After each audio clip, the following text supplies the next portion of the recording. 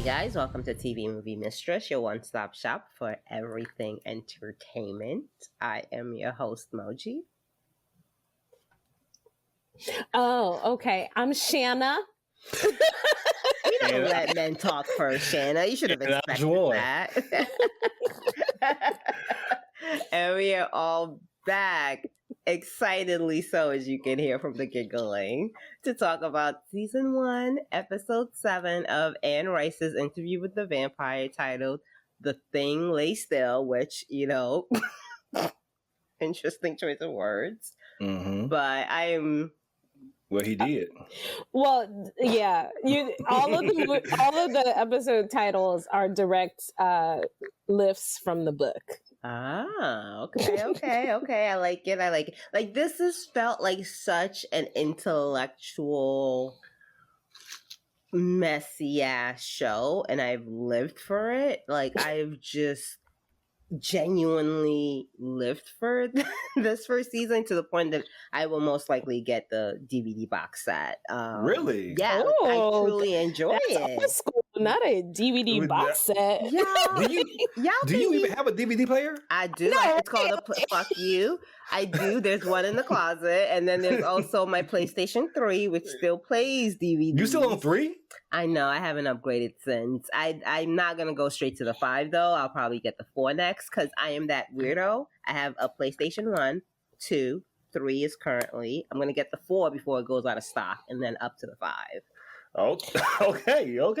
You know what? Actually, though I'm not usually a DVD person, but I did see that Wakanda Forever is about to drop on DVD and Blu-ray, and I was like, Black people, I should support them. Yeah, and also like HBO Plus or not HBO Plus. They don't have a plus. HBO Max. HBO Max, their third iteration, whatever. Like, we can't, like, just the fact that, like, they're like, oh, this will no longer be available on streaming. I feel like that should remind people about DVDs and why it was a thing.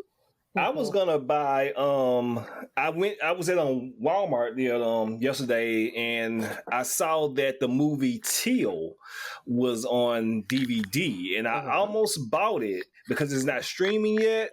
But the only thing is, remember, you don't like Black people. No, I don't. But no, the reason I didn't buy it, because like it was a DVD. I would have preferred a Blu-ray. Okay, yeah. I gotcha. It was just like, basic. Yeah, no, I get that. Yeah, I like the Blu-ray when it has like also like the DVD option. Right. I want to see my lynching in 4K. I don't.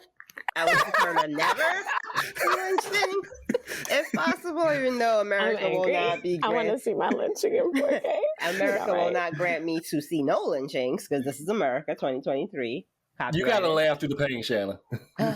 Ooh, they making it harder and harder every year, man. They're really making it harder and harder. But where were we? Mess. Where were we? So yeah, Interview with the Vampire streaming. I applaud. Yeah, because I don't trust these corporations. We don't own the cloud. I would like to remind people that. So, like, you're paying like Spotify, let's say $9.99 minimum. So throughout the year, $120, and then next year they could just be like, all the shit you love listening to, you can no longer listen to. How about I just buy it and have it? You know what? It's so weird, because like, you remember like in 2000s where like late 90s, 2000s, where Napster was big, LimeWire, all these pirating apps were really, really big, and you had the recording industry and of course the movie industry really heavy in trying to stop pirating. Now they made streaming ubiquitous in 2010s going forward, but now they're taking all this shit out. They haven't even released DVDs for some things like Westworld. Other properties are streaming only, stuff like Netflix. So they're making it where you have to pirate this shit again. Yeah, like us pirating made them respond and create a legal avenue. And then now they've gotten cheap again, so we have to teach them a lesson. Again, I put this on my Twitter. I was like, Gen Z, y'all got it. I was like, Gen Z, y'all got it. Figure it out. How are we going to teach them the lesson? Because it's stupid, right? It's stupid. But also, like, yeah, that's why I like to have things I can own in my hand. That might seem old school, but it's also in reaction to like corporations just being like, you can never watch this movie again because you only streamed it.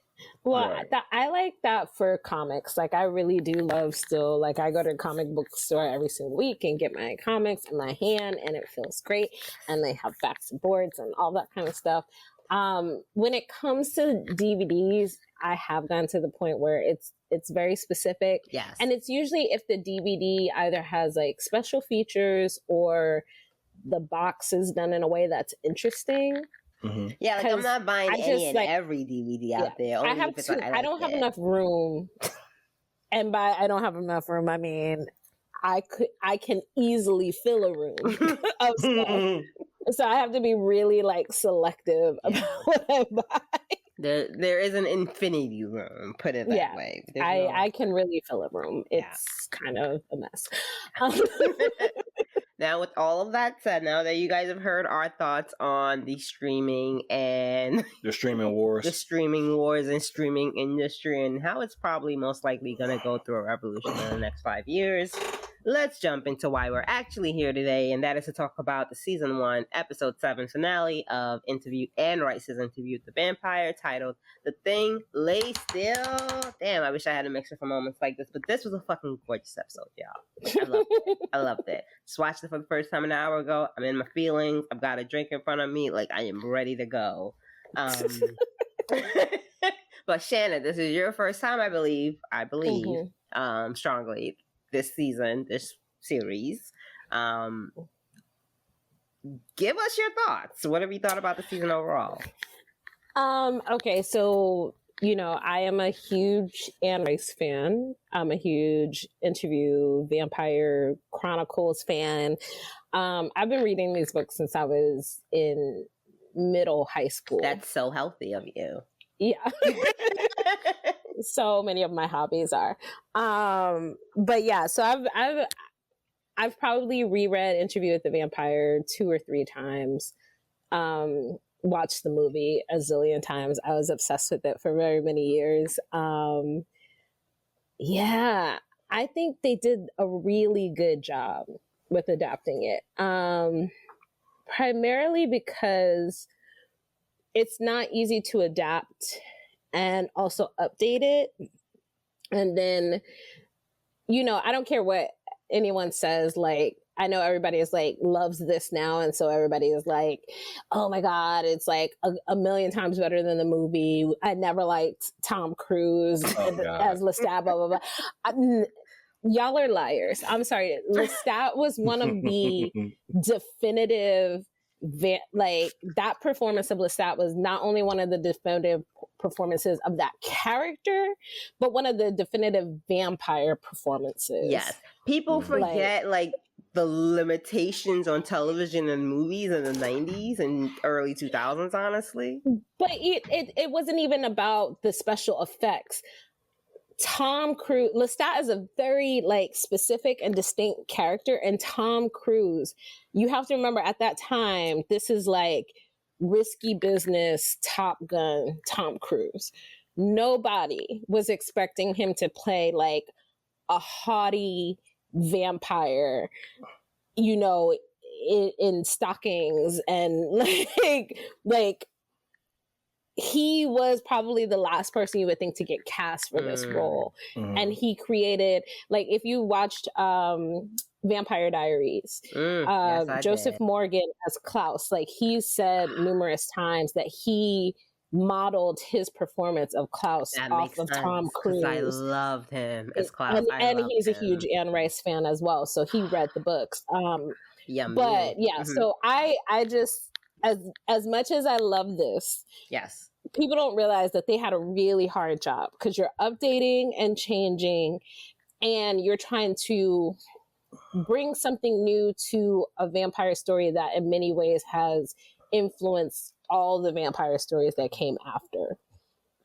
And I think they did an amazing job. I'm someone who loves New Orleans. I just came back there. Oh, I was there like 2 weeks ago. 2024. I gotta make it. So like, it's one of my favorite cities in the world. It feels like I could live there because it's surrounded by water and good food and black people. I go there. That's all I want in life. I was there a few months ago. Oh wow! I go there. I'm Zillowing houses. I'm like I love New Orleans. So I was just there. I even got to like the scene where like the people are leaving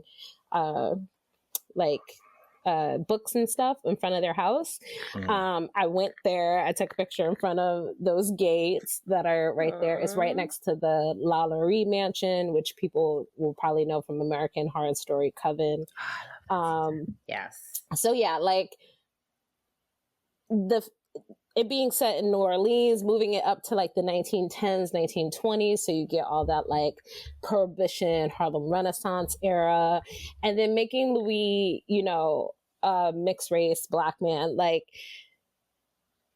the thing about Louis is if you don't cast it right, it's really hard. Yes. Louis is, in the books, it's this weird thing. Everyone is in love with Louis. Of course. Like, he's got perfect cheekbones. Into like contact with him. Like, even the most, like when you start getting into the way deeper books, even the most like ancient vampires like meet Louis and like fall in love with him. Yeah. So you need to cast that part right. And again, 90s, Brad Pitt was the guy that everyone was in love with.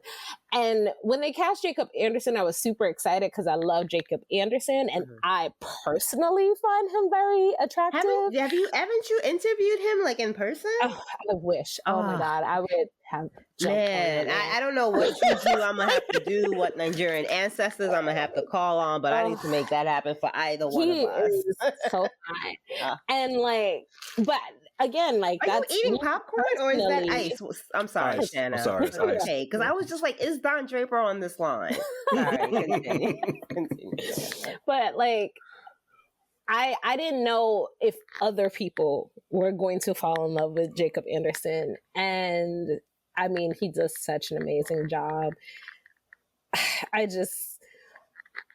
Yeah, he's so fine. And have you not already fallen from him from Game of Thrones? I was already in love. I feel like a lot of people, like, I find him very attractive, but like Grey Worm doesn't talk a lot in the series. Like, him and Sunday have like a beautiful relationship. Yes, but a lot of people didn't care about that because they're not the main characters. They're the Black actors. Like, let's be real, Game of Thrones is still very white. The audience was still very white. That's what worked about Grey Worm. He didn't need to talk. It was all like emotive and expressive. But that's us. Again, the wider world. I didn't know the wider world. And then also we're talking about changing a character that canonically has been white to a Black character. So already I knew he was getting the hate mail. Like, no, I understand. So they did an amazing job. The actors, the casting directors, all of that. I'm glad the audience reacted in the way that I wanted them to haven't seen them be nominated for as many awards as I think this type of show should have. It's still a vampire show. It is, but still, but that's stupid. No, it's absolutely stupid and very limiting to the. I mean, it's very much so like how Outlander didn't get like nominated until like its 4th season or whatever. And that's not even a good season. But I know, but they were like, "Oh, okay, I guess by this, as you go down, let us nominate you."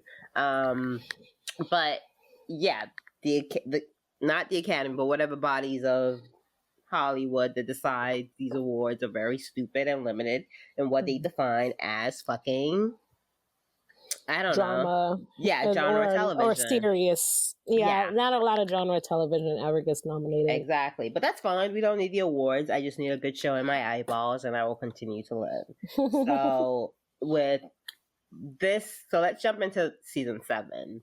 Season 7, I wish. Oh my God, that would be amazing. Let's jump into episode 7, which was actually directed by Alexis Ostranda.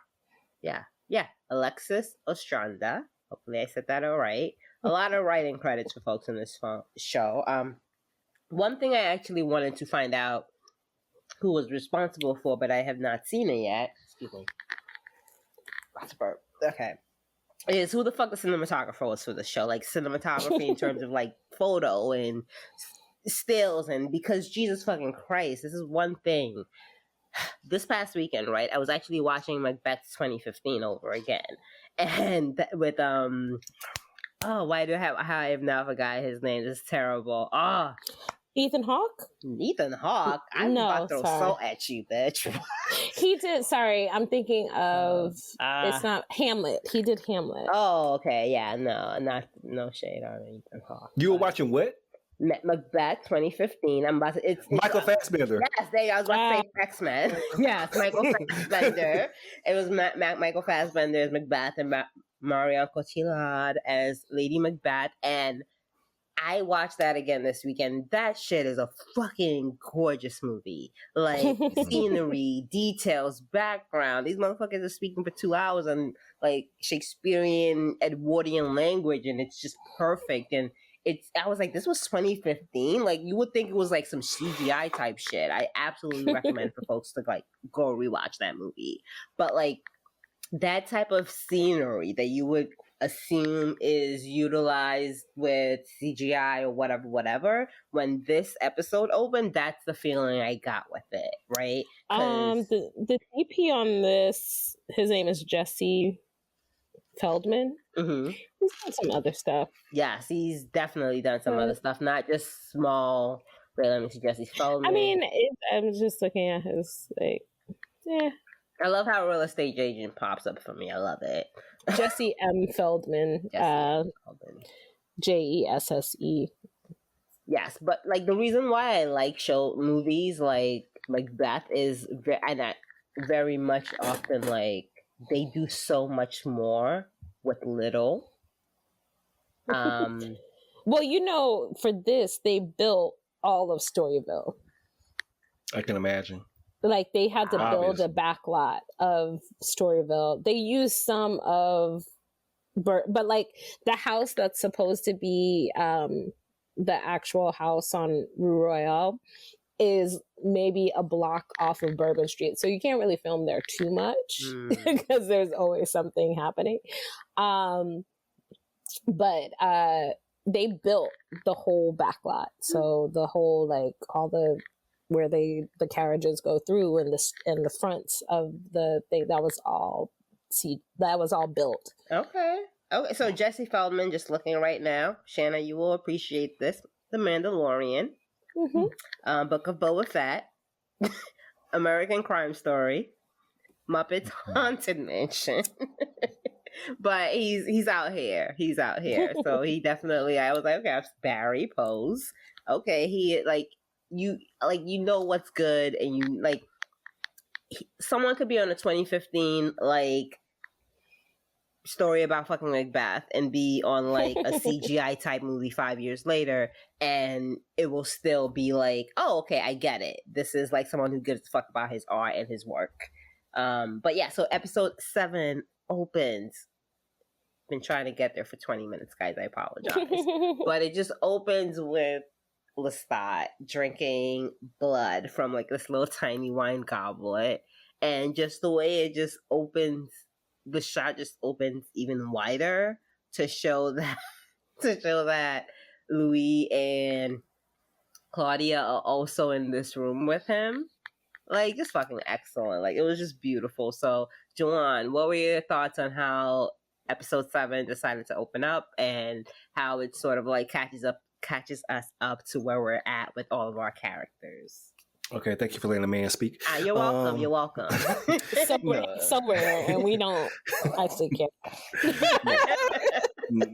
No, I really enjoyed this opening, and just seeing how you have this horrifying scene basically of this man being bled into a decanter that they're all sharing, drinking his blood. And I think they're doing and Louis is giving the explanation of how a vampire can be killed in various ways. But just like the abject horror of this person just being essentially drained, and they're it's just torture, basically. You know, there's no reason to but it's so make elegant. this man suffer. It's very it's very if elegant. you're gonna it's torture very beautiful. me, please let it be elegant. That's all. It's very elegant and beautiful. One thing though that I kind of saw throughout the series, and it seems to be in a lot of vampire lore, that vampires, they tend to, and this just could be, you know, the actors that they get or who they want to cast or whatever, but it always seems that vampires always tend to get like old frumpy people.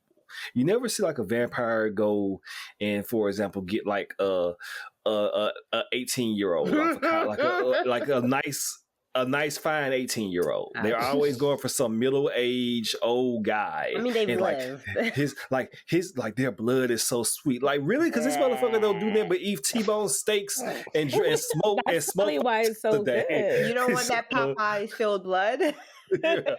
So it's just like it made this like old old Bluto looking motherfucker being drained, and they're like enjoying it like it's like a 18. It's got more body. Scott, you know. I guess. But yeah, it was a beautiful opening though. I bet it. Shanna, what are your thoughts on this opening? So again, I'm thinking of it more like a book reader. So I was like, you know, like this is why it's not good that Louis is telling this information to a human of how to kill vampires. So I was like focused on that. I'm like, you know, ooh, you in danger, girl. Like, maybe don't tell the human how vampires are killed. Well, isn't in this particular, because they like you said, Shanna, they modernized this this take, and also the movie Interview with the Vampire was in the 90s. So they had that scene with Brad Pitt where he was explaining like holy water, like no, that doesn't work. Crucifix. I like looking at crucifixes, and he said something about a stake through the heart or something like, oh yeah, that works. Yeah. So I'm sitting here like maybe Louis wants to be quiet about killing vampires. Also, like we just confused. Also thinking about the fact that like they like, because he's telling like how he's like, you know, oh, Lestat let me know this during like one night when he was drunk and like blah, blah, blah. Like this is also him. He only knows what he knows because of what Lestat told him. Yeah. And it goes to show also like how naive he is. I can't stand him. Because like Lestat didn't give him, you know, Lestat didn't give him a lot, and everying that he don't ask questions. He don't ask questions. Oh. And everything that Lestat gave him was like by accident.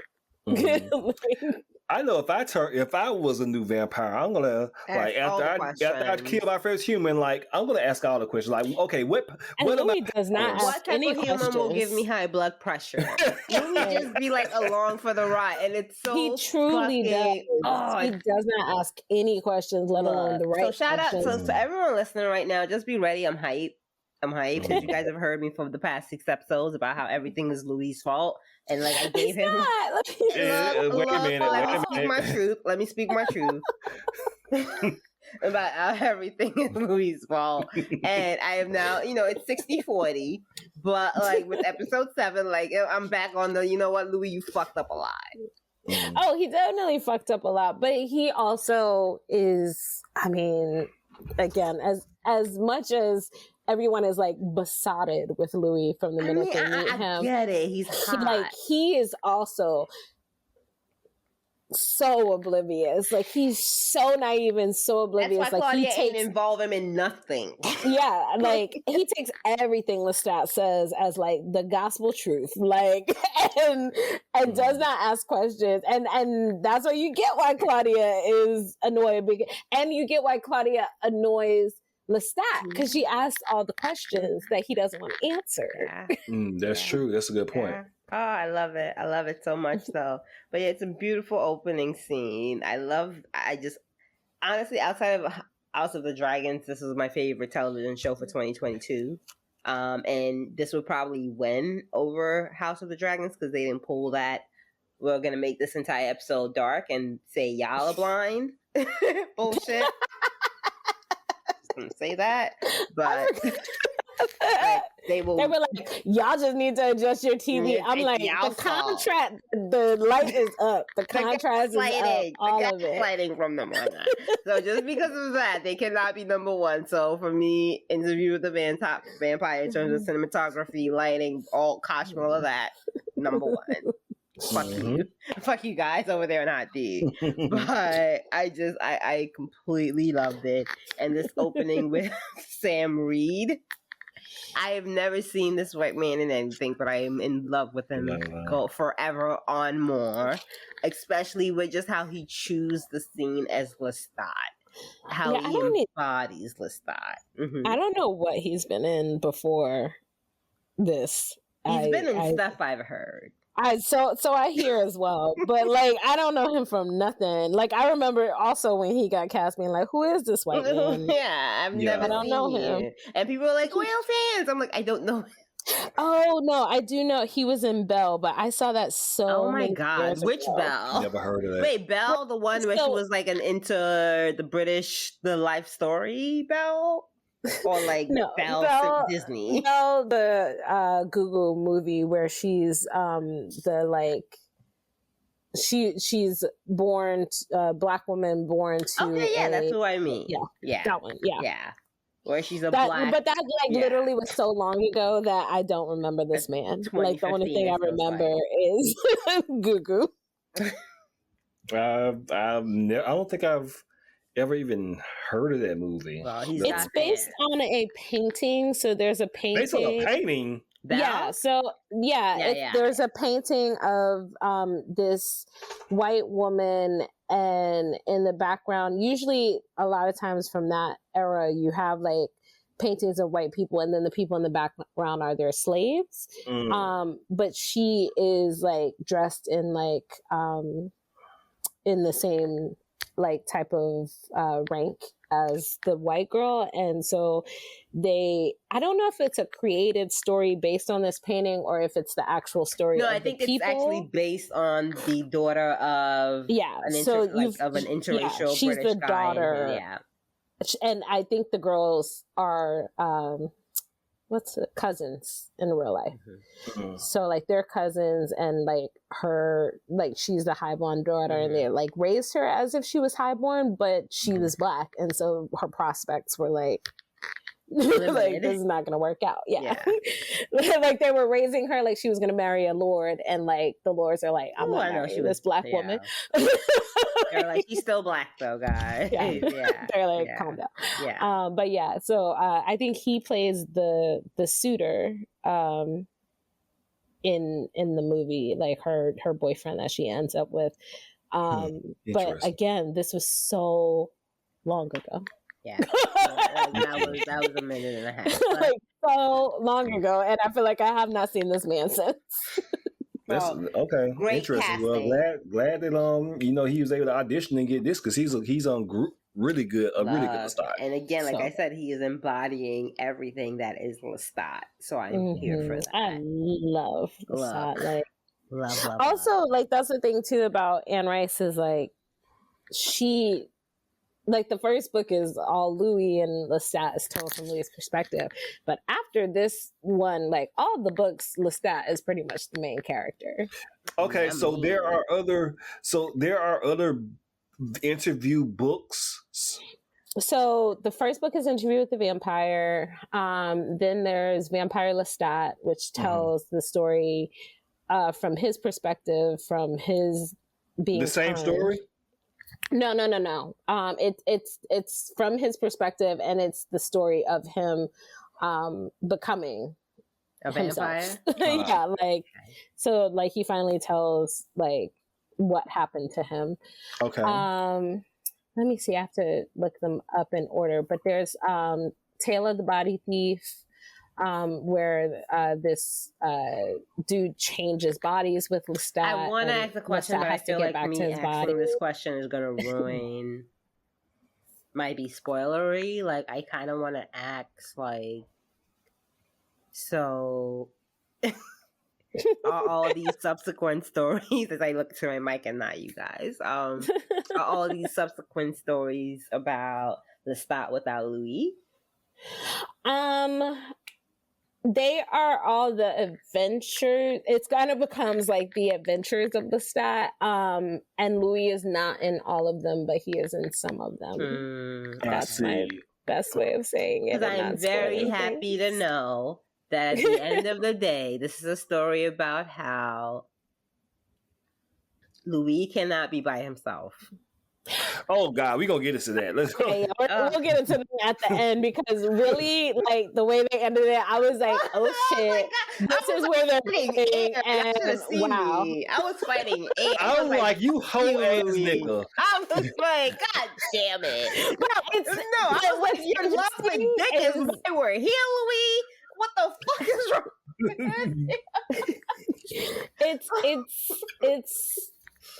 So what's interesting about it is that so much of Lestat's journey before he comes to Louis is about how do you survive living forever on your own. And so when he meets Louis, he is literally like, I've found a companion that will stay. And that's why it's so devastating when the Claudia thing happens, because then he really does see it as like, Claudia took him from me. Like, I found my person and you took him from me. And instead of like, that's our Even though they broke up the week before they broke up like the week before Louis made like Claudia, and then like, Lestat was like, if I turn her, you'll stay. Like, it already started to break up.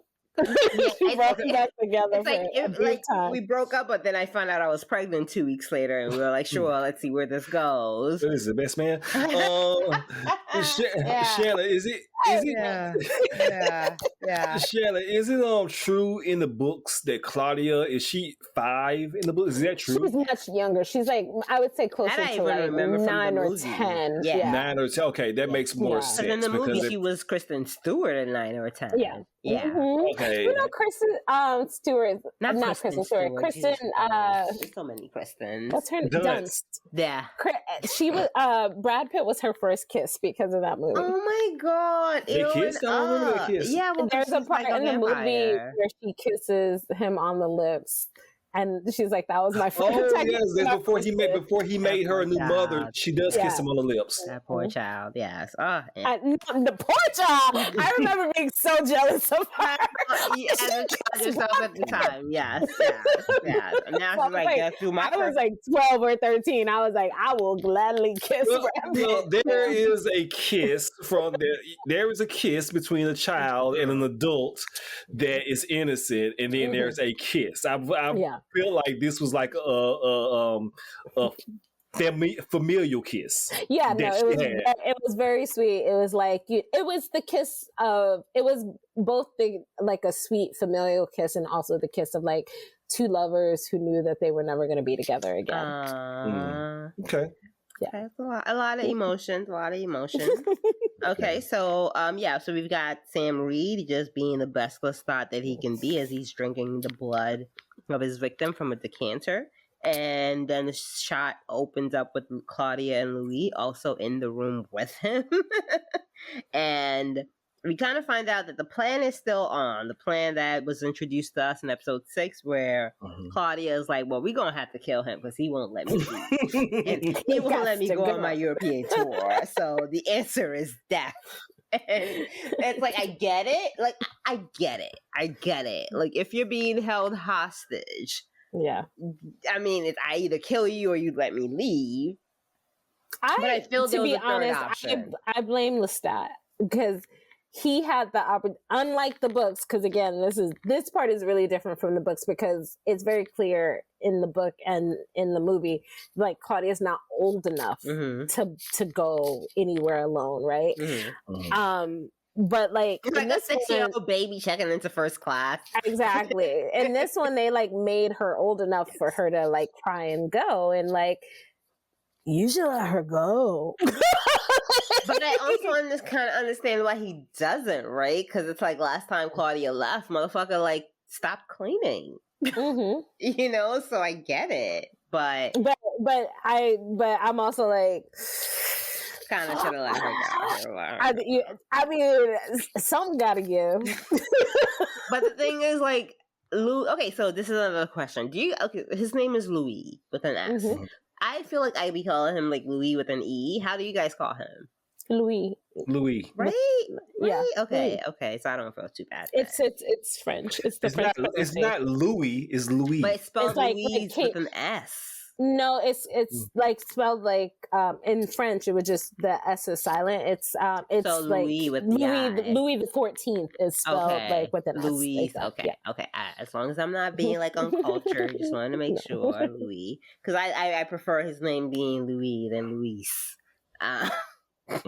So, oh my lord. Okay, so let's get into it. So yeah, we have this extremely beautiful opening shot that sort of establishes where we're at, with Lestat being the king, on what the fuck Louis is, and Claudia being the queen, and what the next game will be. And we find out that Claudia's plan is still on, but Louis doesn't really know what the plan is. Well, because she won't tell him. No, you can't. She won't tell him because she won't tell him because she can't trust him. Right? Because your ass will go back and tell your nigga. Yeah. Even if you don't want to, you will go tell him. Find out they're still sleeping in the same coffin. Not your white nigga. Your white nigga. Not your nigga, but your white nigga. Your white nigga. Because you know whenever a black man comes out of the gate, the first lover is gonna be white. No, we don't know that. No, we don't know that. Is it true? Is it? No, back Juwan up. How do we know that? That is true. That's true. That is so true. How exactly? Anyway, do I want to do? Should I call out names? I can't remember. I'm not gonna call out any names. All I'm gonna say is there's a great Twitter thread of black gay celebrities and their partners, and I think it's illuminating.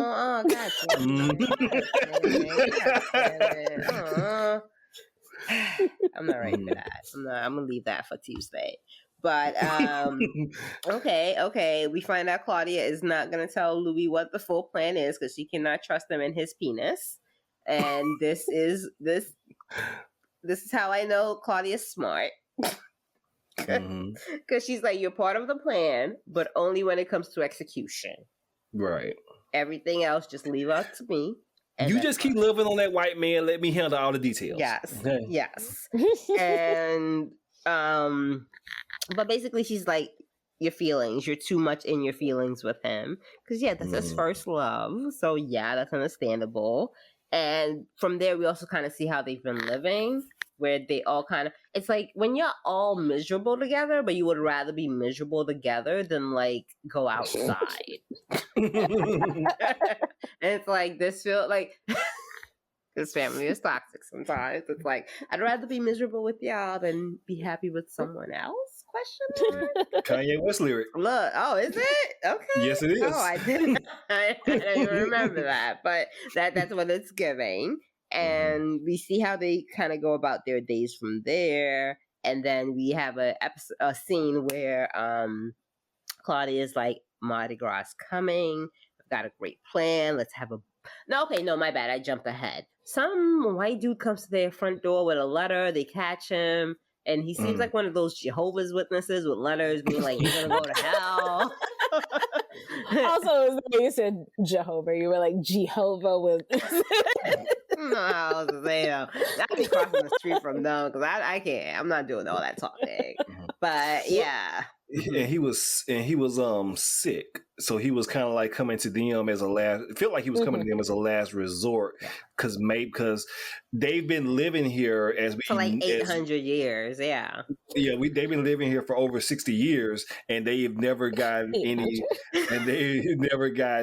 older at all. Since episode 3, it's been like, honey, we should go to Europe, and niggas never went to Europe. I'm so pissed. And they never went to Europe because vampires can't cross open water. Is that what it is? I hate them so much. We could have been in Paris. Oh my god! Although that was a thing in Vampire Diaries, the book that they took out was the crossing open water. There were so many scenes in the book where like Elena gets away from Damon or Stefan by going over a bridge. It's one of my favorite things. Oh my god. But yeah, he's coming in, like it felt like he was coming in as a last resort. And Shanna, this felt like I know in the movie they introduced the bubonic plague. This felt more like Spanish flu that he was suffering from. Okay. Cool. Interesting. Glad I was on the right track. Well, yeah, because I think also because I took a walking tour while I was in New Orleans. You better have. I took a walking tour. And they did talk about that because New Orleans is a swamp. Mm-hmm. Yes, it is. So when so a lot of the houses used to have these like cisterns of just like kind of stand like where they held the water for fire. Mm-hmm. And so Spanish flu was like one of the first things to spread. And then they were also kind of the first to realize that it was linked to mosquitoes. Mm-hmm. And so then there was like an ordinance to drain the cisterns in the courtyards. And so that was like, that helped like get rid of Spanish flu. That reminds me of like back home, I feel like cisterns are basically gutters. Mm-hmm. So like a lot of Nigerian homes, you have gutters outside of the main house, and like people will be like, "Oh, but it's outside." But it's like, yeah, but it's outside your gate. Like, it's still like you don't understand the concept of germs, but you get it. Yeah. The way they built all the houses was to have like a courtyard in the center where they would do like the cooking and the wash and stuff like that. So that's why they had like these like. They were like, oh, keep water. And also because in the French Quarter, which was the main part of New Orleans, all the houses are so close together that they had to start figuring out things like just in case there was a fire. So they started like building the buildings slightly apart so that like all these different contamination and shit. Yeah. But yeah, it's like they did it for fire prevention, which was very like smart at the time. But then like the standing water in a swamp breeds mosquitoes. Yeah. Love it. Love being human and figuring out how not to die. That's so much of what early America was about.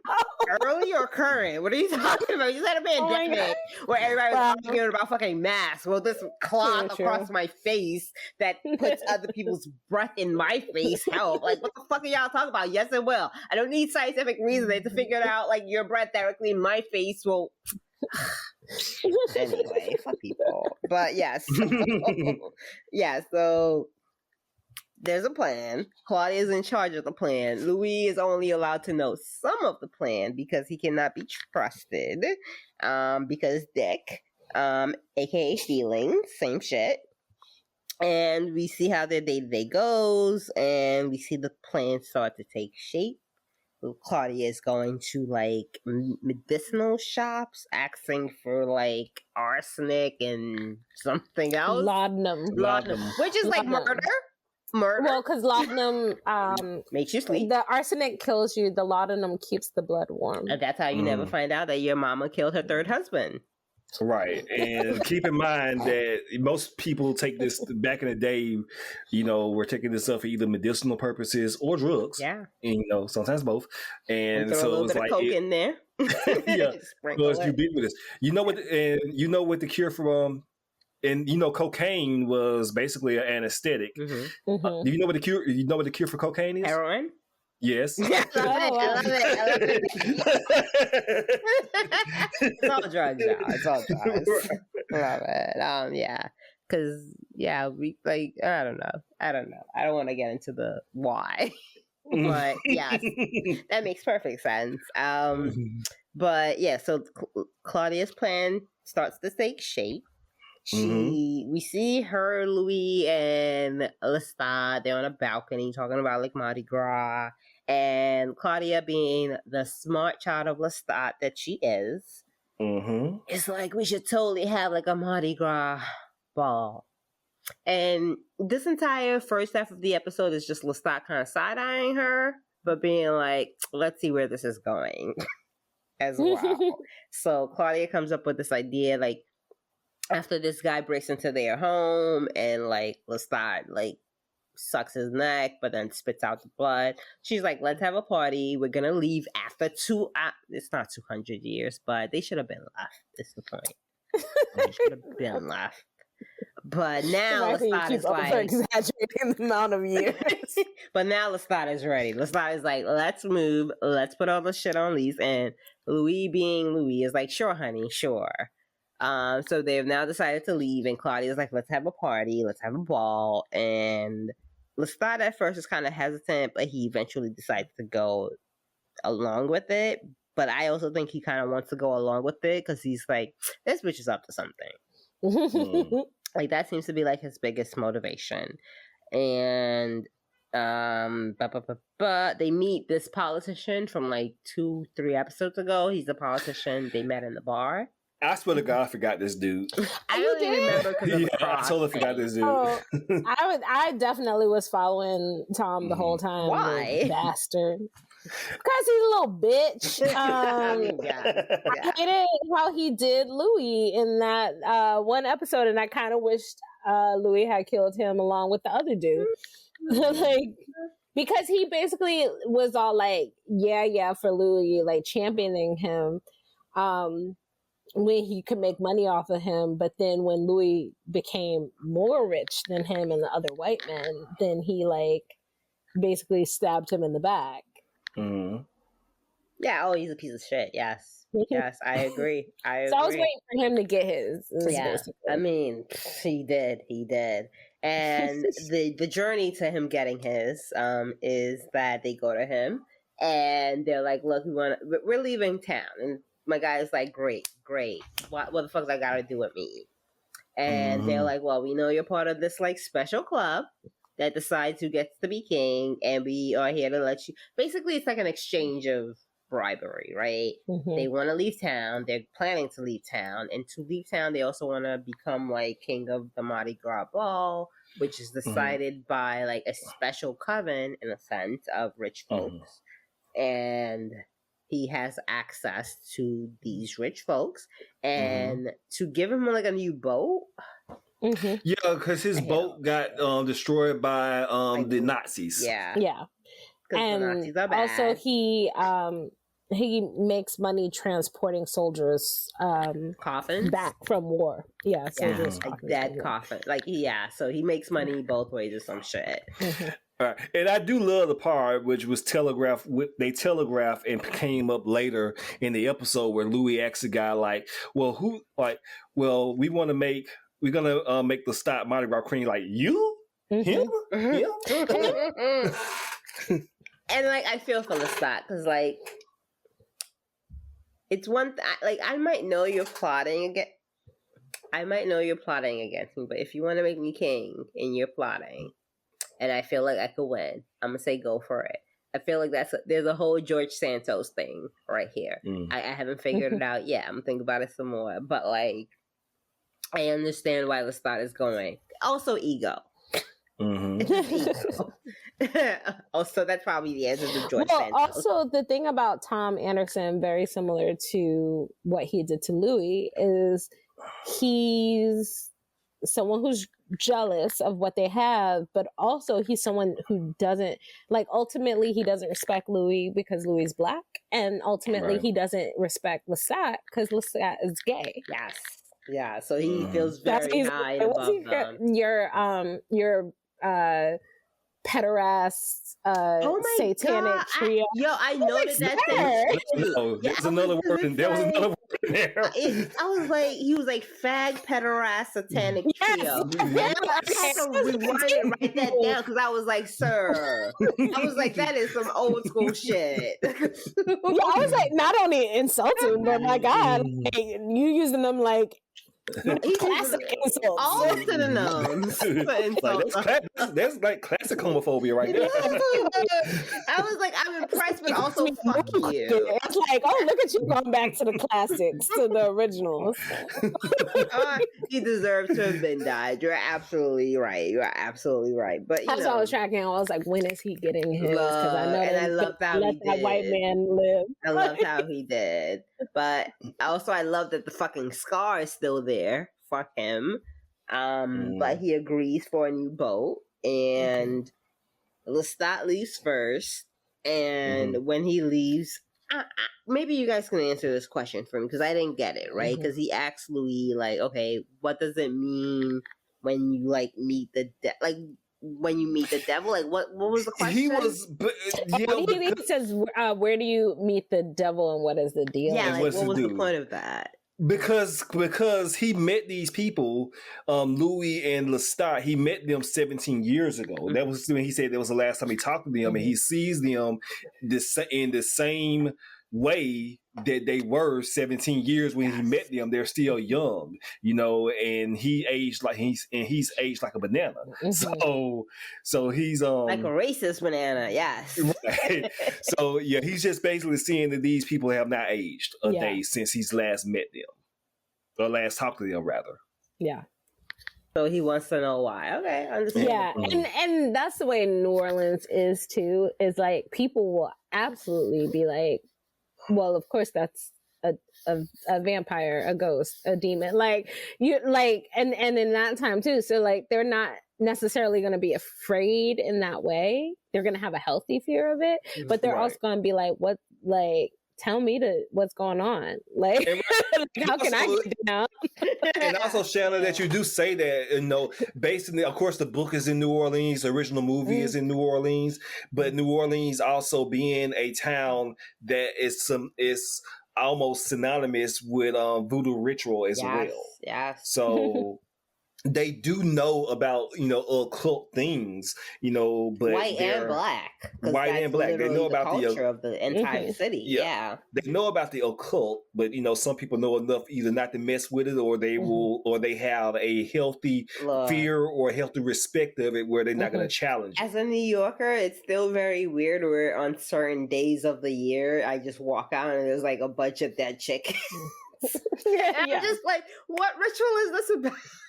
Oh my God! Yeah, no, it's like it's Azalea fucking Banks. Look, basically, and it's not a normal thing. And I'm just like, wait, what am I missing? Let me Google what ceremony is happening this week as to why there's fucking dead chicken's bones on the way to work. But no, I totally get it. But yeah, so they make a plan. They're going to bribe this guy with a new boat, and he's going to allow Lestat to be crowned king. They walk out and plans. The day of the ball arrives, and it's so weird. Did Louis eat the baby? No, he didn't. He did not eat the baby. No, it's not. It's not a real baby. It was a fake baby, but it was a fake baby. Okay, I was not sure. But he pretends to bite it, and then it's like ribbons shoot He's out. so rude. He is so rude. Yeah. Because I was like, is that a real baby? I was like, but I was like, okay, maybe he was not gonna eat the baby. I thought he was going balls out because they were leaving the town or some shit. Yeah, I wasn't okay. I'm glad he didn't eat the baby, but that was a very chubby white doll baby. I know, it's very realistic. Yeah, it was very well done. Very. Okay, so we've got the ball. I'm sorry, guys. I'm sorry. I'm gonna. Louis. Are you getting emotional right now? I'm getting very fucking emotional because Louis and his need for dick, which is very understandable when it's good dick. I get it because it's like, oh, when it's good dick, fuck everything else. And again, this is why Claudia didn't involve him in the plans. But we've got the ball. Everyone looks great. I love how they when they're planning it, and after we get little like cards where it shows like what their outfits are, and like you've got like Lestat with this feather shit. Oh no, Lestat was on some like Romeo and Juliet, young hearts run free. he was like, I'm the center of the ball. Attention. Like, and I was like, this is why you're gonna die. That just reminded me of Baz Luhrmann's Romeo and Juliet. exactly. with Harold Perrineau, my boy Merch. Yes, that's exactly, like he was like, I am on like can Yes. we are, you know, Yes. like I agree. Follow dude, like all of that. Like Lestat was getting his whole gay life on that stage. I loved it. And I'm so mad how much I love it. I really am. So we've got the night of the ball, and everybody's outfit is glamorous. We've got the fake French wigs, and Claudia at one point introduces Lestat to twins who smell like rosemary. And God damn, their mother plants a bunch of rosemary. Like that must be a whole bunch of fucking rosemary. That's a lot.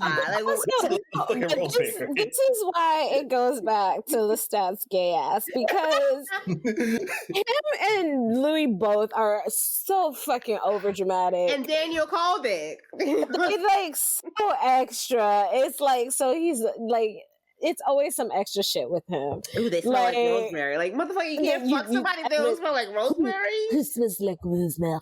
Like, why are you like this? Like, why does everything have to be so extra? Also, he was trying to get away from that whole crew of old ladies who was like fiending after him. No, and he I was love like, that entire scene with the old ladies. He was like, because apparently these were women that he met like, 17, 20 years ago. It's like, which one of you old bitches I took under the bleachers? While your husband was giving a speech. She made sure to say, my late husband. They ain't give a fuck. They were gone. They were ready to all gangbang like Lestat that night.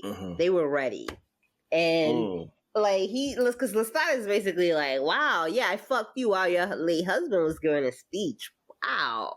And I'm just like, I love all of this, but like, that's because Lestat is trash. Oh my God, I love it.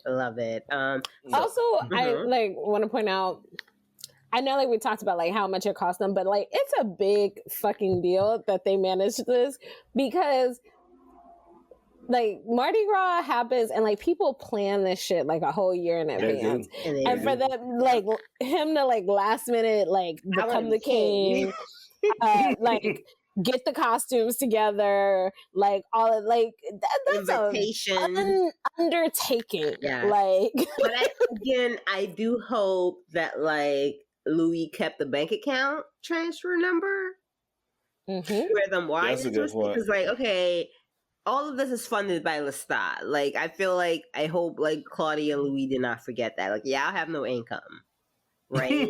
Y'all don't work. This extremely lavish lifestyle you live is because Lestat can call his banker in Europe and be like, yo, wire $1 million for whatever reasons, and that happens.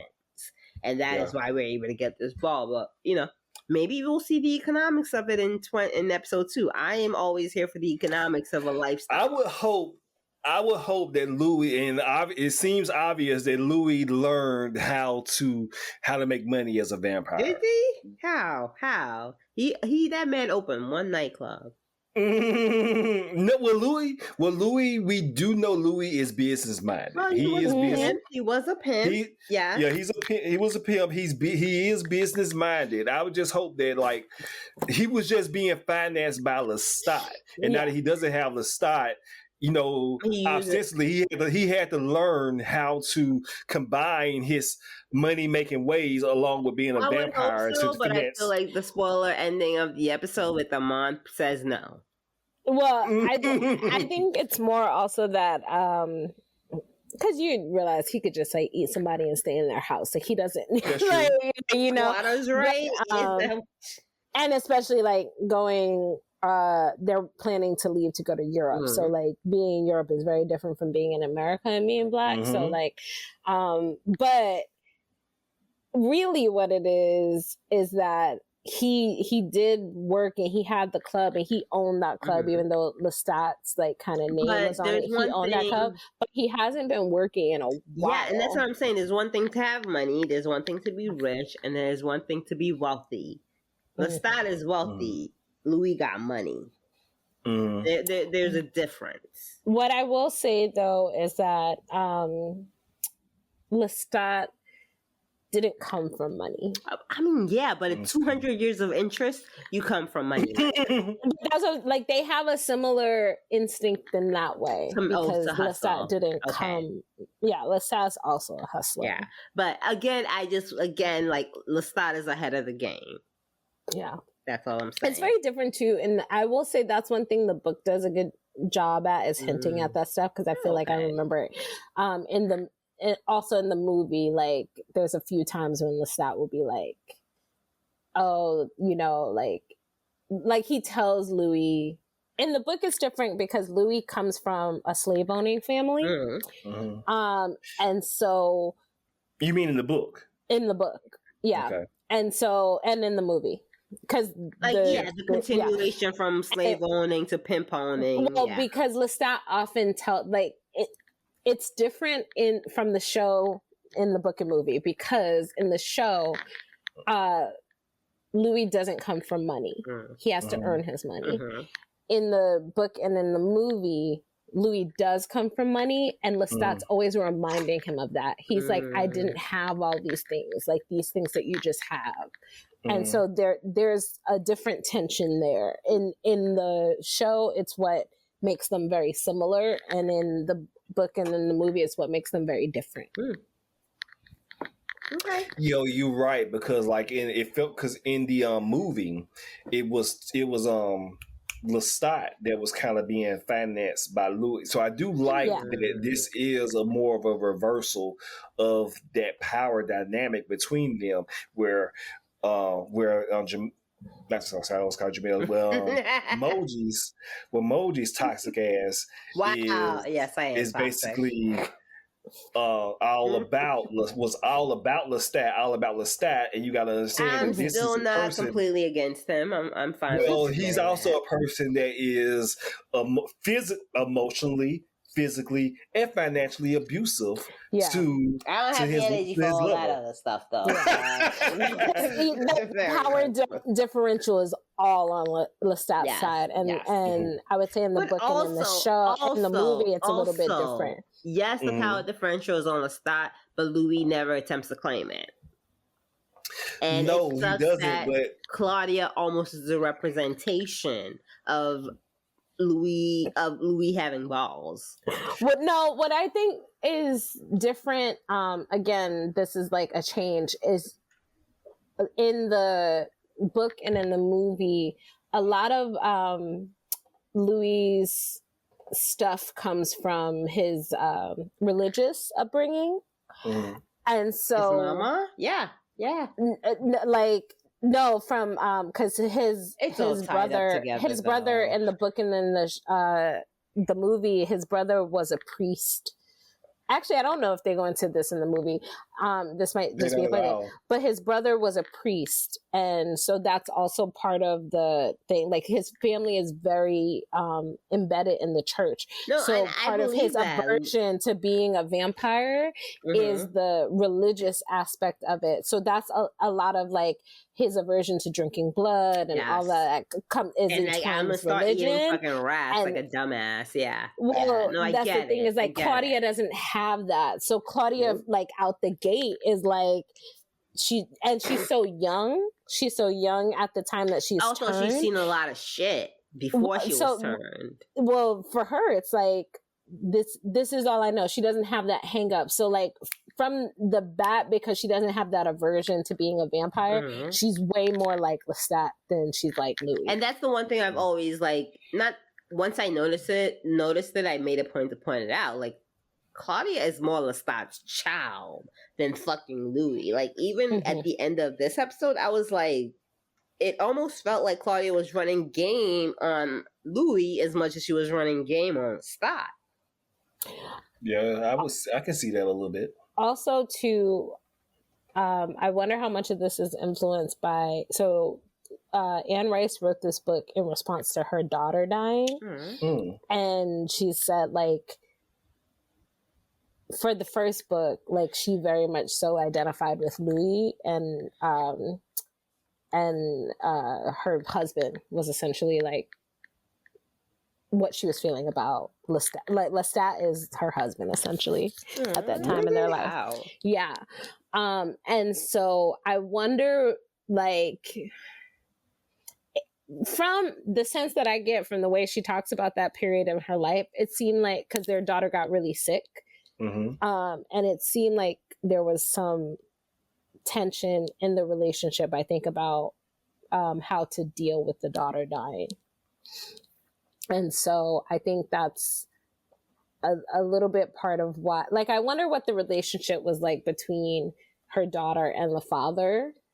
Like, if they were very similar people, or if they were, like, you know, had a different type of relationship, because it does feel very much so like Claudia is so much like Lestat, but that's also the thing that makes them not be able to, like, yeah. That makes me sad. That's interesting, though. It reminds me of me and my mom. Like, I have a terrible relationship with me and my mom. Like, I'll be honest with it. But some days I'm just like, oh, it's because we're way too alike, right? Like, we get each other so much that we can never, like, kind of meld, because it's like a mirror facing a mirror. Like, you know, and I respect her for it. I love her for it. But also, it's like, you gotta also understand, like, it's almost like that Highlander thing, like, only one can survive. Which is terrible. But that's just kind of like humanity and life and experiences and growing. But yeah, no, this episode, I feel like Claudia loves Louis, but Louis, being the type of person Louis is, makes me feel like, what are the words? Louis cannot stand firmly on his own. No, he's very codependent. Yeah. It is. And I mean, it's helpful that everybody immediately falls in love with him and wants to take care of him. But that's not a good thing. Needs somebody to fall in love with him and take care of him. But it's like, why does everybody need to fall in love and take care of you, Louis? Why is that a thing? Why can't you say, you know? And it's very heartbreaking in a sense. But okay, so Claudia has this plan. We've got the party. The party's about to go off. The politician is there. All the friends and folks they've gotten to know over the years are also there. And during this party, Lestat and Louis have a moment in the ballroom. And,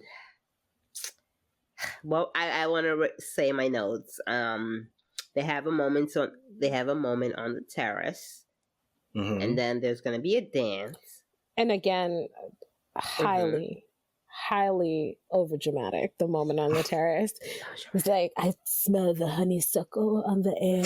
I was like, y'all know y'all gonna betray each other tonight, right? I'm like, why you kept this? I'm like, nigga, get to it. So extra. And they know they're dramatic. They know there's no way you don't know you're in a dramatic relationship when you act like this. There's no way. So extra all the time. Everything they do. And I appreciate Daniel when he calls Louis out later and like, y'all are so fucking dramatic. Like, yeah, because you kind of wonder, do people know they're being dramatic? It's like, yeah, they do. That's just their thing.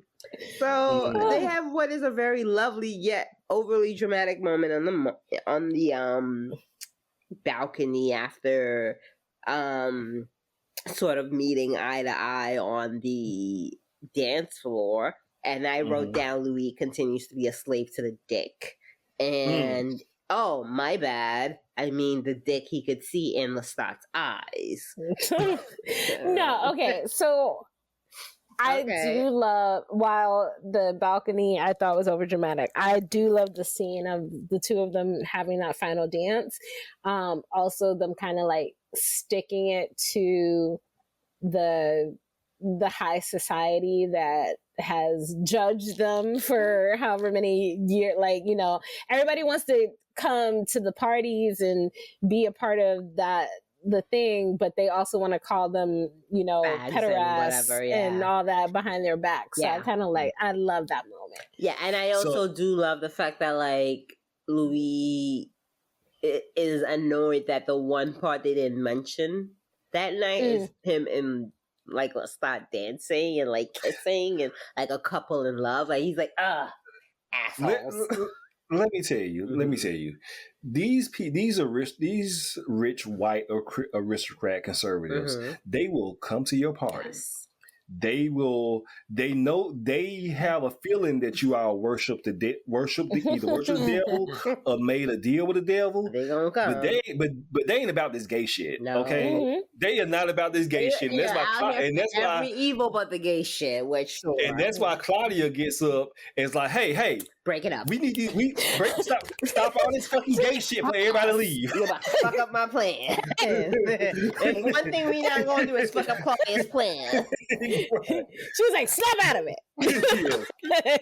Y'all can be gay later. Look, and that's what I'm starting to feel like. I was like, shit, both Claudia doesn't kill. I'm starting to think like maybe Claudia like tries to kill Louis and Louis just had to be like put the hands on her. Like I'm getting those vibes. Yeah. So they have this beautiful moment on the dance floor. They have this beautiful moment on the balcony. And then eventually they go back on the floor. They kiss as they dance. And this is sort of where, because I looked at the time, I was like, it's been like 25 minutes. People ain't dying yet. But the second half of the show kicks off at this point where everybody's going to die. And we kind of get a head start with that after the dance on the dance floor. We get, I don't know, like Claudia confirms the deed has been done.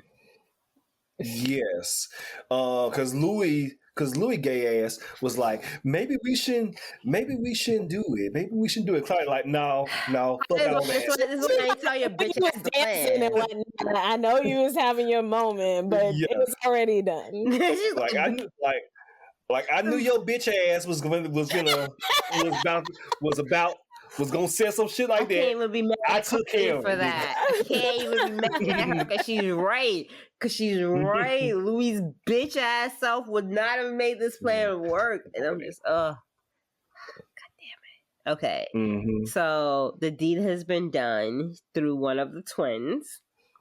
And I don't even know at this part. Okay, so so after the party, I will just they had actually a few moments, especially rewatching it now, knowing how the episode is gonna end. But there's a few moments that like hint at what is about to happen. So like Louis hears somebody in his head. And he says like to Claudia, like, what did you just say? And she's like, I didn't say anything. And then there's like another part where they're talking about the plan in their heads, and they're on the streetcar, and you can totally see like the person who's going to show up later on the streetcar. Like they don't try to hide it. No. They are but totally seeding it, but you have to be looking for it. Yeah. I love it. So,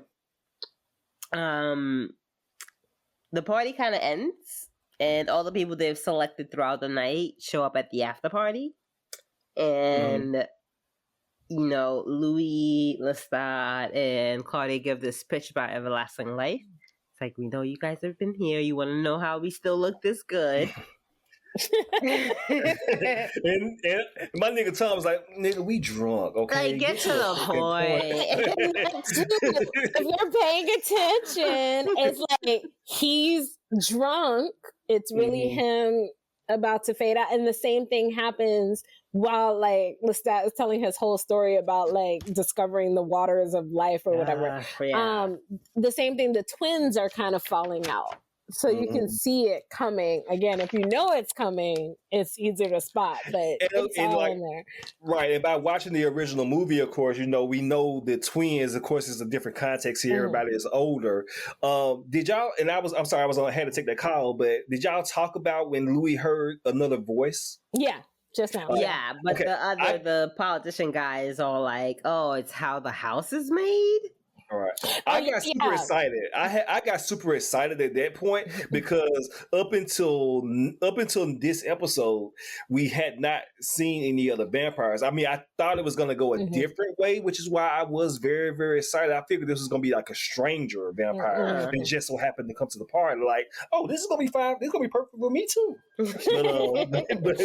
But yeah, I got kind of excited at that point when Louis heard the other voice. No, I thought that was the thing with the house is like it's a similar thing in Buckingham Palace. Like they used to create like these rooms in castles and stuff like that, and in homes, so that you could hear what was being said across the room as a way of eavesdropping on people. Hey, whatever you got to do.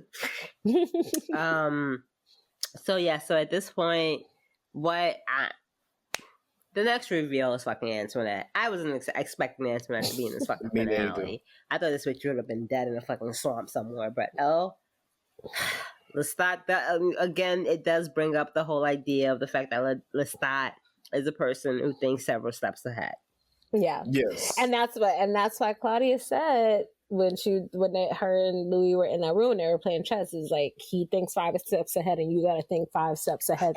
And that's why she didn't tell him that. She was like, go ahead, have your little last moments with your boyfriend. Share that coffee together. There's no way Louis is. Who was the pimp? Step ahead, let alone 5. Okay, but was 10? But was Claudia not the pimp in this episode? Absolutely, because Claudia was like, you know what, you don't even gotta know what's happening. You just keep making out with your man and sharing the same coffin. And I felt so disgusted. She's like, I do not have time. Like I'm trying to get up out of here, and you trying to play games. She like, y'all hang out for 1 hour and your heartbeats match. I love dramatic assholes. Right. I was like, and your hearts just beating in time together. God. Damn. I love how Claudia talks this episode, like before the whole plan and everything went down. Yeah, I love how like militant Claudia has become over her 39 years of life. The word, yeah. We staying on Massa. It's so good to get Massa's ward and get Massa's permission to do stuff. I just love how she was talking. I love when she does that in particular because I feel like Lestat is one of those like he's like, I'm liberal. Gay, so like I could never be racist. And then she like reminds him like, no, you're whitey McWhite. This fucking nigga Lestat said, I don't, in the second episode, I don't see color. I mean, second episode. He meant it. He meant it. With Louis. I would imagine after living for 190 years that you don't really care whether if somebody is black or white. But they're just a person. Also like 17th century like whiteness and like American 19th century whiteness, 2 completely different things. Yeah. And still also racist. I mean both are still racist. Let's not but also he's French, which is very different. Yeah. Yes. The French were not as deeply involved in the slave trade. Yes, like a lot of French people burn it all down. Yeah. Well, you have the gens de couleur, like in both in New Orleans and in France. You have like a lot of free Black people, and again, not of the same status, but free. So, like in his mind, it is a little bit of naivety, but like I love that Claudia never lets him off the hook of being naive. Right, Claudia, she lets him know that he's a white man. Yeah. Yeah, she does. Exactly. So I love it. So I love that. Like, and this is where when I asked Shanna about her being 9 years old in the book. So in the book, is this Claudia's plan as a 9-year-old with a 9-year-old with the knowledge of a 40-year-old? Is this her plan? Her plan, not the whole like let's have a ball and all that kind of stuff, but basically because Louis is fucking Louis and he's like eating rats and whatnot, her and Lestat would often hunt together, and so like she brings home these twin boys, and she's like she presents it as like a makeup present because they've been like arguing, and so she's like, let's make up and like have a snack together, and that's sweet. Okay, yeah. So it's more like a movie. But again, she does keep Louis oblivious. Like Louis knows that she's over it, but he doesn't know that she's plotting. Okay.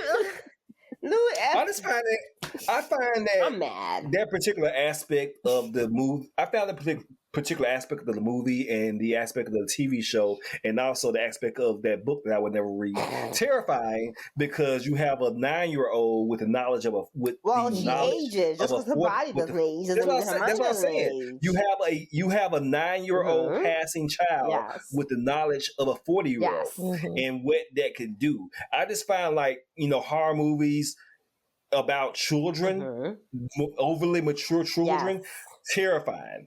It's like Sixth Sense. Exactly.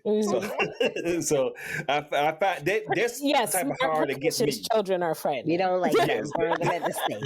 No.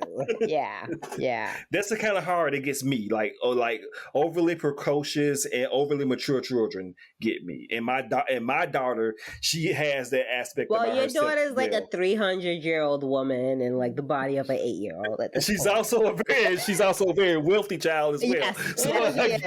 Yes. So, look, I hope if I have a son, I've already told you we can make this alliance work. That is my hope. If I haven't, I don't mind that he'll be younger than your daughter. We'll find a way to make it work. Yeah, so that kind of adds to it. Yeah, no, but this entire episode, I can absolutely tell that like Claudia was ahead of everybody, and I did not like that at all because I was really like, again, it's. The problem is fucking Louis. Yes. No, let me speak my truth. Okay. Thank you. I need to write like a fucking Tumblr article or some shit. Because like, for me... the problem is fucking Louis. I can't. Because we know who Lestat is. We know who Claudia is. The only person we don't know who they are is fucking Louis. And that's the scary part, right? Because he's like, I eat rats and blah, blah, blah. But that's who Louis was in like episode 2, 3. By the end of this episode, it's like, oh, you ready to go on a diet to be able to kill your ex, right? Okay, that's who you now are. You don't, it feels like with this episode, it was never really about the people for Louis. It was never about the people who die, because this episode he's willing to make trade-offs for the end game. Right. Again, in the book, it's more about he is truly averse to it because of his like religious situation. No, but I get it comes from that. But that's the problem with fucking religion, is it's not realistic in the face of life. And also, I mean, they changed this because, like, in the book, he doesn't know it's coming. Like, he's not a part of the plan. Because he's too dumb to be a part of the plan. Because if he was a part of the plan would not work, which is why Claudia cannot let him be part of the fucking plan, because he likes Lestat too much. It feels like you're blaming the abuser. I'm not blaming the fucking abuser. I knew that somebody was going to call me on him. I feel like you're blaming the abuser. I'm not blaming the abuser. I'm not blaming the abuser. No, you're blaming the abused for trying to get out of the abusive situation. The abused without blaming the abused. You have to play along with the plan in order to you don't even know what the plan is. Free. You don't even know, and by the okay. Let's go to the next thing. He has to pay along with is the part where he has to pretend to eat and be cool with everything. I you know what? I would take the hit if it wasn't for the way this entire episode ends out. So let's continue. So it's the I hate Louis so much. I love you, Jacob Anderson. I love him so much. Look, here's the thing. At this point in time, you cannot blame Louis for being wait a minute, listen. At this point in time, you cannot blame Louis for his relationship, for his being abused, or his or Lestat having the influence over him to make him flip-flopping like this. We can talk about Louis. We can talk about Louis in about 5 minutes. in the bullshit that he's on. But at this time, I cannot blame Louis because Louis is a victim of physical, financial, and emotional abuse. Sure, fine, whatever. Let's get to that point then. So they having this party, and Claudia's got her plans, and by the end of the party, it's just them, Louis, Lestat, and Claudia, with these people they have selected to be part of the after party, and they make this pitch of what the afterlife will be available to them at whatever. Homeboy like opens the cover. It kind of feels like that. What is that other white man from Star Wars? Luke? Grandma talking? No, he keeps almost dying riding planes. Harrison Ford. Yes. Han Solo. I was like, you said white man in Star Wars, like that's not the entire Star Wars trilogy. So yeah, it's like Han Solo, how he's almost always ready to die and about to die because of dumb decisions that he makes. And I don't even know where I was going with that, but he said he's opening the chalice. Yes. Oh, what was that Indiana Jones movie? One of the Temple of Doom. Temple of Doom. Yeah, but there was nothing in it. So they open it and there's nothing in it. And the guy's like, "Fuck you, there's nothing in it." And he's like, "There will be." No. And then the feast starts, and like Louis and Lestat and Claudia just start biting all these people's folks and sucking their blood and ripping off their jaw. And that part, I was like, that's a little much. That's a little much. Louis, I thought you were a vegan.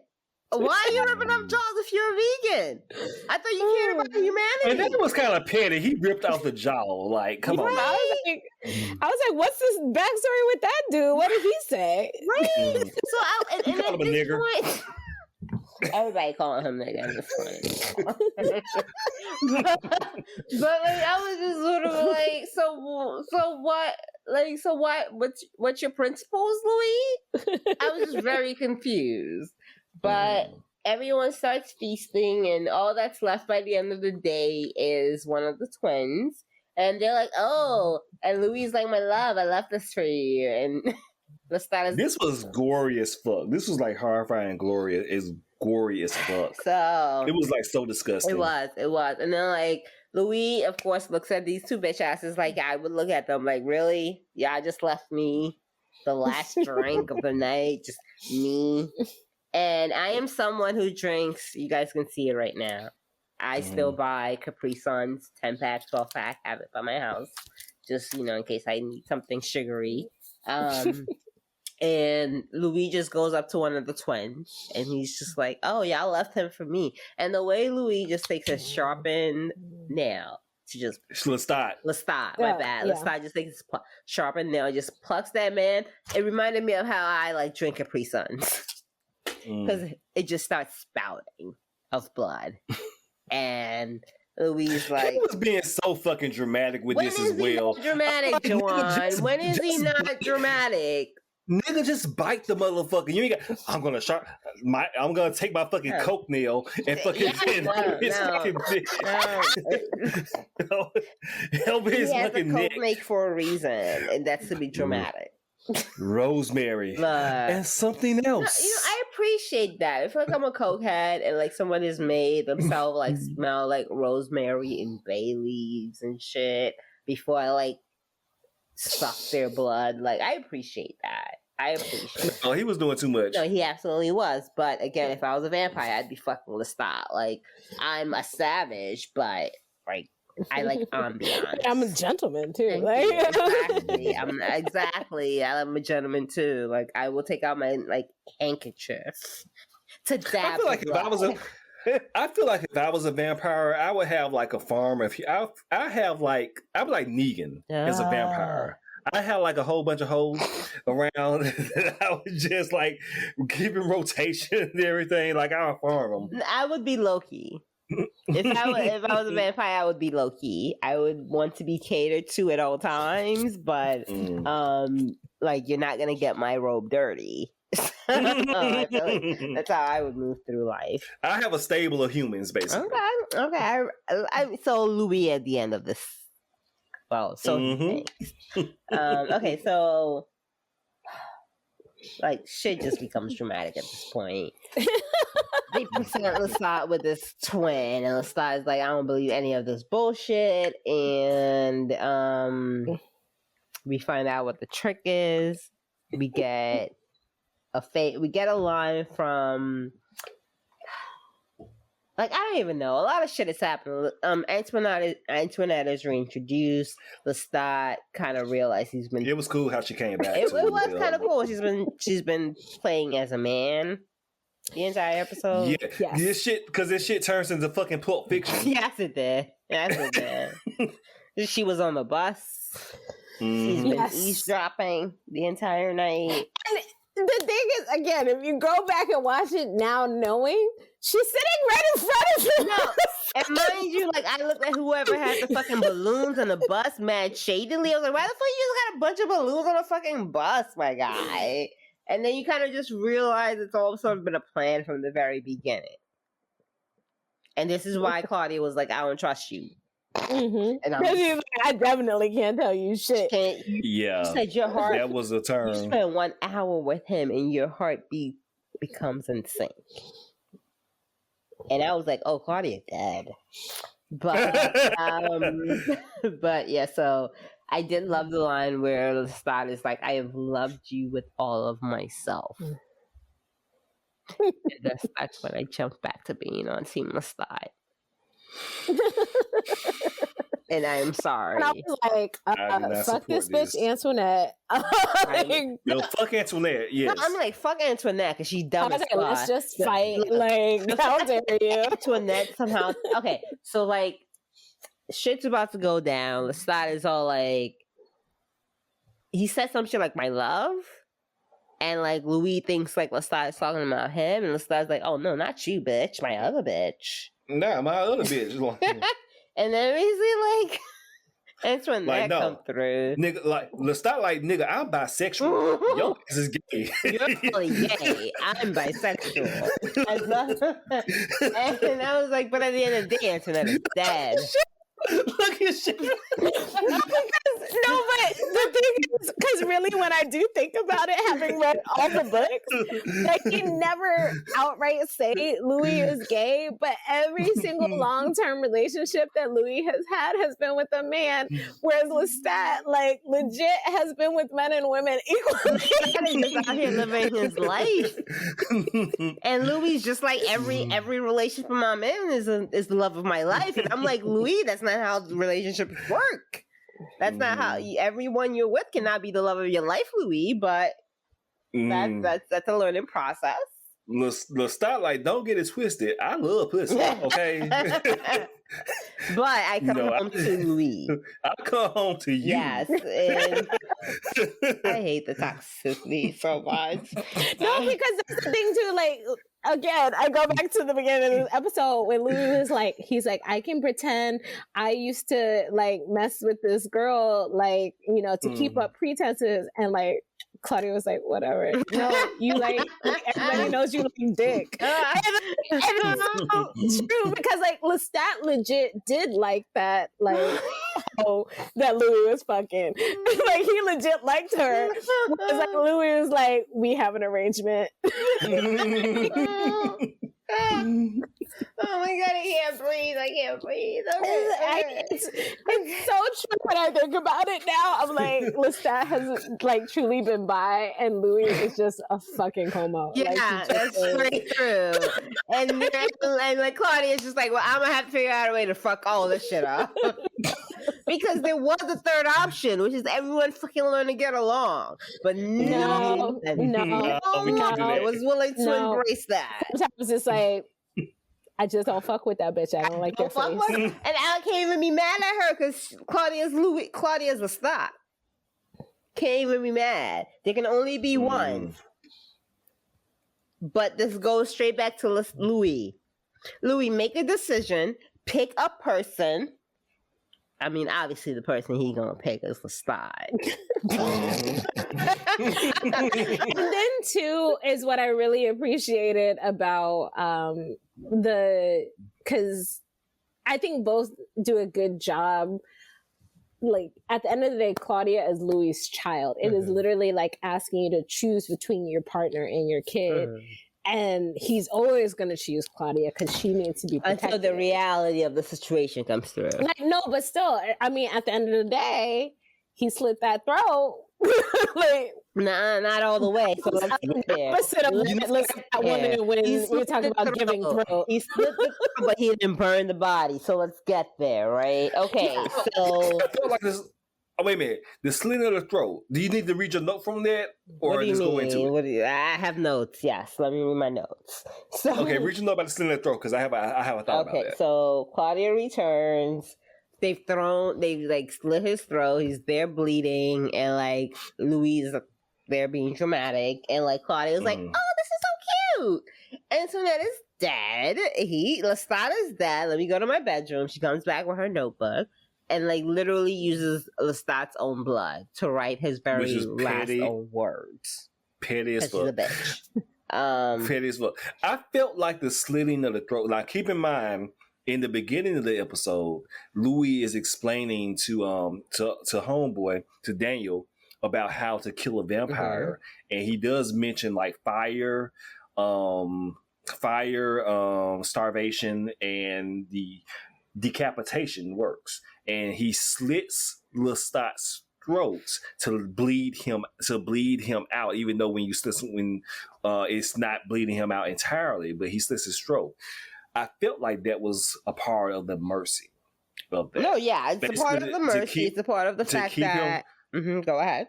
To keep him from the pain of this dead blood that he drank, but also in a way to make it seem like he is dead to Claudia. You're assuming he is making a linear decision. You're assuming. I think it's like, I think in Louis' mind, he was putting him out of his misery and ending it faster. Yeah. But I don't think any of what Louis does is necessarily conscious. Nope. I think it's all subconscious. And that's worse. That could be true. That's fucking worse. That's the problem.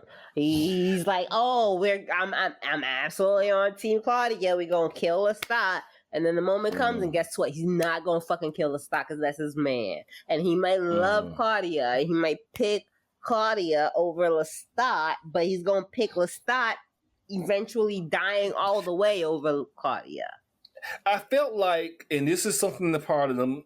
Shanna's read the book. I've only had the movie to go by, but I felt like it was more so that I want to be free of the abuse of this man, but I don't want this man to die. Well, like, and I think that's a part. Louis more than he's abused Claudia. Well, yeah, that's why. Let me get serious for a minute here, because you have people that are in abuse, that are either in abusive relationships or have been a part of abusive relationships that do. Of course, they don't like being abused, but they do love their partner. Yeah. And they don't necessarily want that person to die, but they do, but they just want the abuse to end. Yeah. And I think when it comes down to it, that, Louis just wanted to be free of the man, but he didn't want the man to be dead. He still wanted the man to be able to prosper and be able to be alive. And that's just that. That's just that thing where abuse is very, very tricky. It's it's harmful, but it's also complicated. And especially when you have these romantic relationships. And I think that that's why I feel like Louis was struggling so much with trying to rid himself of Lestat, and that's why I come down on you so hard about you being so much of a Lestat lover. I'm not a Lestat lover. Okay, no. You was Lestat. I've been on these fucking podcasts. Okay. I love Lestat. Yes, whatever. But that is not to like negate the suffering that Louis has gone through. It's absolutely not. Like, I hope that hasn't been like. I hope that that hasn't been, as I wrap my headscarf because I don't know what else to do right now. I hope that has not sort of been like the answer. As you wrap your headscarf on some hotep shit because you was some hotep shit. No, because to hit a woman. They're feeling very precious right now. But like, yes, a man is schooling a woman about the complications of abusive relationships. I hate all. No, because I want like Louis to be happy, but like by the end of this episode, like a lot of the decisions that we kind of see come to Louis just feels like Louis keeps making bad decisions. And I don't I want Louis to just be happy in a healthy relationship. But Louis seems like one of those people. We'll talk about that at the end. Let's be a happy relationship. That's it. Let's get into it. Okay, let's get into it. So So there's a fight out between Antoinette and basically everybody. Louis, Lestat, whatever. Lestat is poisoned. Antoinette is like, I got you, Claudia, and tries to make like Claudia eat or suck the blood off one of the twins. And eventually when Claudia realizes that like Lestat is at their mercy, she attacks Antoinette and stabs her with a piker. I don't know the official name right now, but like a poker. Yeah, like a firewood poker, which kills her. And then no, it doesn't. Well, it kills her enough. Yeah. It incapacitates her. And Lestat is kind of there, like, "Wow, Louis, really, my guy, you gonna let this happen? It's gonna make me die." And Claudia's like, "I will give you 10 minutes. Figure this shit out." And she walks out. Louis slits Lestat's throat. He bleeds. Louis is all dramatic about it. And we see Lestat bleed out and die, quote unquote. And then we start seeing them burn all the bodies, including Antoinette. And then all of a sudden, they're like, Lestat, wow, that's going to be real hard for us to do. Burning his body would have added so much extra work. Even though the entire plan... We've been burning bodies for fucking 60 years. Yeah. But all of a sudden, burning Lestat's bodies. There's a bridge that's too far. We can't burn And I was like, how did we get here? I'm confused. Because the entire plan for 3 episodes is let's kill Lestat. But okay. We're just gonna like kill Lestat. It was like it felt like that. That was like Claudia reached that point. Oh my god! And I hate all of them because that was the plan. But all of a sudden, like Lestat's dead. We're not gonna kill him all the way. And this is where things get complicated, and this is where I kind of start getting like Fight Club vibes, where it's like somebody's memory and what they want us to think and what the actual reality of the situation is. Like it just got very like complicated. And Louis is all like, yeah, like Lestat was dead and drained out of life in his eyes, and Louis is all like, yeah, I wanted to kill him, but me and Claudia decided not to kill him. It feels very much like me and Claudia decided not to do it. And I was like, that feels like not Claudia. Not Claudia. But I do love, and we did not talk hardly any at all about the current day stuff. Yeah. And all, but it doesn't really matter until the end. Because that's what happens is like it blows up at the end, and then it's like all the current day stuff comes into like focus. Right. But I do love that Daniel does call. Oh, I love it so much. Louis on that on his bullshit about why the fuck didn't you burn the body? Like Claudia was down. From what I know about this girl, from her diaries. From the stuff I know from her, from the part of her diaries that was not redacted, she was down for some. She's down for some murder. Ready to kill when we get to the reveal, I'll tell you. it put so much into focus. Okay. Yes. So exactly. So Moji. Yes. Now that we're here, now that we're essentially here, and we've when I was on the show, and when I was on the show at the first time, and when I was on the show with Carly, we were asking you, did you get any vibes off of Rashid? Was it Rashid? Yeah, I mean, Rashid stay been shady. Like, we've been shady from day one. We were specifically asking you, did you get any type of vibes off of Rashid? I got shady ass vibes. That's about it. Like, I was can't trust that dark skinned nigga. That was the vibes. Yes. So you had no idea. I felt like that the reveal. No. But after the whole like dreamscape shit that like Daniel had, I was like, I can't trust him even more now. Right, because as we alluded to, that Daniel in that drug induced state, that because the doctors in Dubai has given him different drugs than what he was getting in America. He was getting better drugs. He getting that good Dubai shit. For his Parkinson's disease, and he had that vivid dream remembering Rashid being in the 90s. Yeah. Looking the same. Yeah. Looking the same. Still looking good. His Jerry curl is still on fleek. Yes. Rashad does not look like he has had a very wide-shouldered blazer. Look, Rashid has not had a bad hair day in 300 years, y'all. Right. So that's why I love it. Like I said, we didn't really talk about the present day stuff, but I do love all the present day stuff when Rashid is coming in, and we're now, and the camera is finally focusing on those little details about Rashid that the show didn't like give us.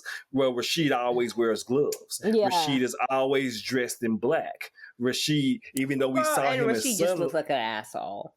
Right. So I do like those little details that the show is now finally showing us, that Daniel is finally noticing about Rashid. I feel like Daniel notices him walking in the sun. He notices him walking in the sun. And the reveal. Right. Immaculate. Yeah. So let's see where we at. So they burn all the bodies. They burn all the bodies, and he doesn't want to burn Lestat's body, which I don't blame him, because Lestat looked all sad and shit. And I know, I hated it. I was like, this is not cool. And from there on, we've got, back in the present day, we've got Daniel calling Louis out on his decision to not burn Lestat, but instead to leave him on the fucking sidewalk. And I don't think he's wrong. I absolutely believe, like, if garbage people just saw a coffin, I'm not opening that shit up. I'm just throwing it in the truck and I'm moving on with my day. Also, given the time, yes, that is, not my business. And we're talking about, like, also Louisiana, where it's like, you have to be buried in a crypt. If you're not buried in a crypt, you kind of are just tossed in the swamp. Yeah, and also I feel like in 2023 today, my garbage man not opening that coffin, just gonna let it go. That's gonna be the next person's job to figure out. So I absolutely believe it's just like the next person's business. So, but as soon as like the combination of Daniel calling him out on the fact that like they didn't burn Lestat, and also the combination of like, oh, so you just let him go to the dump, and I know what happens at the dump. I was like, I'm gonna love season 2, because at that point I was like, oh, season 2 is Louis versus fucking Armand. Well, okay. Cause no, let me finish. Cause season 2 in my head is gonna be Louis versus Armand. Because do you mean Louis versus Lestat? No, my bad. No, not Louis versus Lestat. It's gonna be Lestat versus Armand, because it's all about fucking Louis. I mean, there is that, like, again, because their relationship is such that Lestat, again, had hoped to find his companion for all time, and did not find that. And I think he has, but they're just fucking terrible at fucking communicating. Like, I genuinely believe Louis and Lestat make a good couple, But communication-wise, nah, they're terrible. It's almost like fucking Tony Stark and fucking Captain America. The fucking cutest couple ever, but they suck at communicating. Okay. Oh, but I do have one more question for Shanna. Mm-hmm. The end of the movie, Christian Slater meets Lestat. Yes. So is Daniel is in the book? Mm-hmm. Is the Daniel character in the book after that interaction? Yes. Okay, good. That's all I need to know. Yeah. Okay, that's all I need to know. Okay, cool. Yeah, I actually might read the book then because I found that part intriguing. You're gonna read the book. I have to read so much for work. I feel and like I have to read so much for work and pull up reports and everything, and most of it's like financial analysis that I don't like to read in my spare time. So I respect and understand that absolutely. So what I was saying, and I think I can say this without being spoilery, is based on how this ends. I think the second part of this season, or the season 2, is really going to be about Claudia and Louis in Europe, and then also why are Louis and Armand together? Yeah, I feel like I can already tell like Armand like brainwashed Louis because he's an idiot, and like that comes after like him fighting with Claudia. So the thing that I noticed now, like with that reveal, the thing that was that really made sense to me is I'm like, oh, now it makes sense why Armand has almost been curating this exchange because he's brainwashed Louis. Absolutely. Yeah, because is it because you think he's brainwashed Louis? Are we on the same page? No, it's Louis is. I'm not listening to you, Shanna. Yeah. No, it's because it's not about brainwashing, but it's because the thing that Daniel calls out at the end of this episode of like Louis tells himself the story in the way that makes himself feel better about the story, and it's not. And there are things that Louis is willing, and it also goes back to his time with Lestat. Yeah. Louis is willing to ignore things that he knows, like inside, are true. In order to continue living the life that he wants to continue living. And so I think Armand / Rashid has been watching this interaction very closely, because there are things that Daniel is able to pick up on that Louis himself, that Rashid doesn't want Louis to know. Right. And it feels Here's fake. My thing. Go ahead, Juwan. I'm listening. I apologize to all the men out there listening. Like, yes, I'm just misandry. Okay, Juwan, I feel like the way that they introduce Armand, aka Rashid, into this story, I feel like Armand is the architect of this whole interview. I feel like Armand orchestrated this whole thing. And made Louis his avatar to tell the story, that because Armand wants to air all this shit out. Armand has lived for over 500 years. I know there was a scene earlier about there are other vampires that won't be happy about that will not be happy about this, and if they actually heard this whole thing, that they will come and try to rip Louis I feel apart. Like Armand wouldn't let this shit get out if he didn't want it. Armand definitely wouldn't let it get to that particular point, but I feel like this is Armand. Armand said he doesn't want to tell his story, but he's going to let Louis say his story, whatever he thinks it is. Yes, he's going to orchestrate Louis telling his story in order to get the knowledge of vampirism out. Yeah, to get this whole vampire story out there in order to tell this story. And I love at the end where I do love a little detail at the end where Armand goes to the very top shelf, because of course Daniel doesn't have a tall enough ladder to get and up there. And also, wait, okay, I noticed that shit too, right? Because like Louis is like a reading ass nigga, like I am, right? So one thing that will never happen that you will never see me have bookshelves taller than me because I'm 5'2". But like all over in Louis' house in Dubai, all these fucking bookshelves are like 8 feet tall and above, but you never see like a fucking like ladder type thing.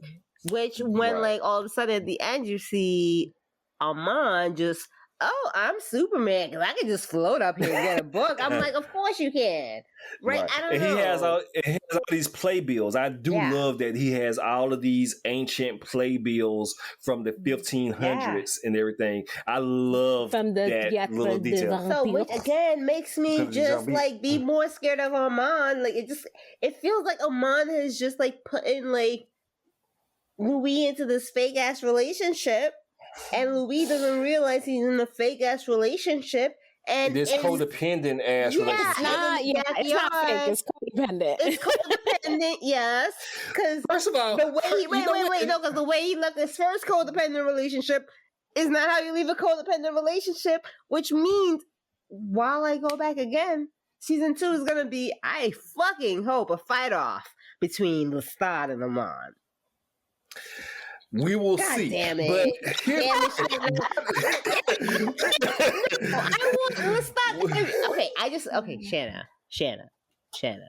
You listening? Shanna, you listening? I'm right here. Okay. Yes. Lestat is back season 2 though, right? Oh, well, I don't know. It depends on where. It depends on what part of the story they're trying to tell. He's not that. I think it's safe to say the Lestat is not dead. Because he was like eating rats, which is what I figure. If you leave him in a fucking dump, which Louis did, and if like Claudia was mad at him for doing so, okay, fine. As long as I know that, I can live with my fanfic that season 2 is gonna be like Armand and like Louis. That's fine, and like Lestat. Okay, I'm fine. Okay. Yeah, I think it's safe to say that Lestat is not dead, but I am very excited based on what I know, the whole in the movie, when we meet Armand in the movie and his crew, that was like one of my favorite parts of the movie, and just seeing Armand originally played the role of Armand. Antonio Banderas. I love him. I love him. That beautiful man. Antonio Banderas. You mean Antonio Banderas? Antonio Banderas. I like. and what's his name? The Phantom. I just want the Phantom sequel with him. But that can never be at this point. But just seeing his crew and everything else, that was my favorite part of the movie. It was one of the scariest parts of the movie, especially what they did to Brad Pitt and what they did to Kristen Dunst. That was really, really scary. And I want to see that realized by the fact that Armand is here in the modern day, opens up so many possibilities. So is Armand like fully evil? Armand's not evil. I wouldn't say he's evil. Fully evil. He's not evil. He's as evil as Lestat is. I would say, based on my experience of Armand, he's passive in a sense that was dangerous. I wouldn't say he was evil. Because like I do love how he mentions he mentions like Daniel, like I could have let him wreck you, but I didn't. Armand, which goes back Armand is not evil and Armand is not passive. Armand is calculating. I'm just going by the movie. I felt that he could have stopped something. He could have stopped that shit. Okay. And I have a very important question for both of you. I need you to close your ears for a second. No, I don't want to. Close your ears. I'm like, close your ears. Take your headphones out. That's not how that works. When you say that he could have stopped something, that is your clue that Louis works. Yes, he could have, and he chose not to. I see what you're saying based on what we said before. Okay, I see it. But Armand is extremely powerful. He's more powerful than Lestat. He's more powerful than Lestat. He's almost 300 years older than Lestat. Okay, so like Louis is now Juwan, pause. So Louis has now gotten into a relationship with a man who is way more calculating and manipulative and powerful than Lestat. That's how abusive relationships usually work. Sometimes it takes a couple. I'm really tired. Louis got me tired. Louis got me tired. I don't like it. Fuck. Okay. Yeah, the thing about Armand is that he's extremely powerful, and anything that happens is because he wants it to happen or because he's okay with letting it happen. Well, yeah, we do see that he's been, like I said, I feel like he's orchestrated this whole interview. He's the one that's been redacting parts of the reading materials that he's allowed Daniel to see. I do not believe those materials are destroyed at all. I believe those materials are still around. They're just redacted from his view. And from Louis' memory? I don't think it's taken from Louis' memory. I think it goes back to Louis sees what he wants to see and he believes what he wants to believe. And I want to punch him in the face for that. I am not for domestic abuse. There are certain things that he wants to believe. Punch him in the face. There are certain things that he wants to believe because otherwise he would not be able to live the life that he's living. Right. And here's my thing. What I hope to see in season 2 is, while I want to see Armand, aka Rashid, I want him to, of course, still be involved. But at the core of the story, Louis is a person that still believes in humanity. And I do not believe that Louis would ever hurt Daniel in any.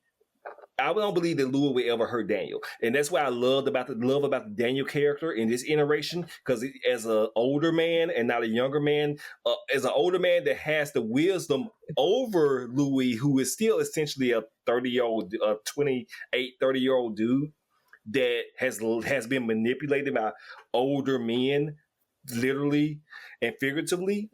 And I believe that if there was and what I would like to see, where are you going, Juwan? Let me land.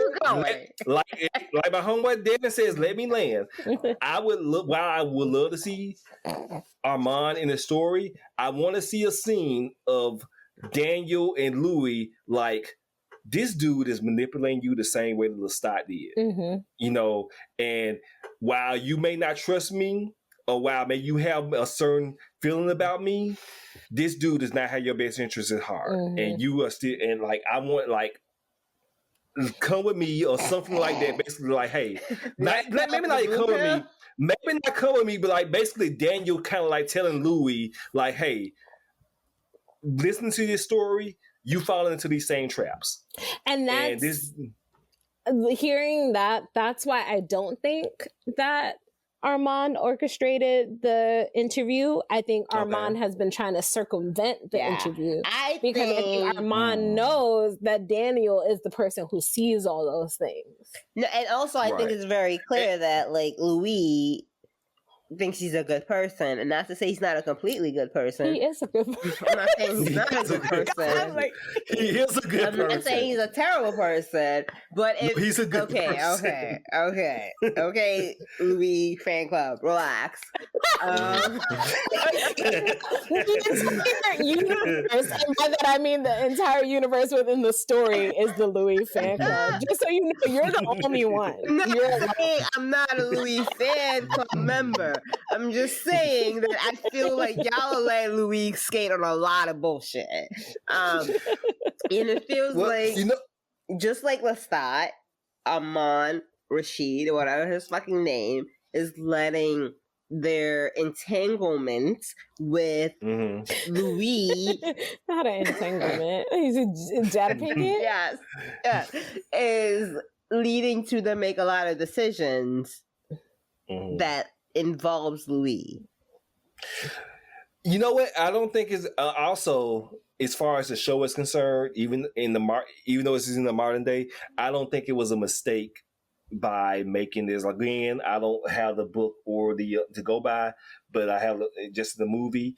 Christian Slater character was just a regular. All I'm saying, I'm sorry, Juwan. I'm sorry to interrupt. I just gotta say it. But all I'm saying is, if motherfucking Louis is gonna end up with Armand, why not just stay with Lestat?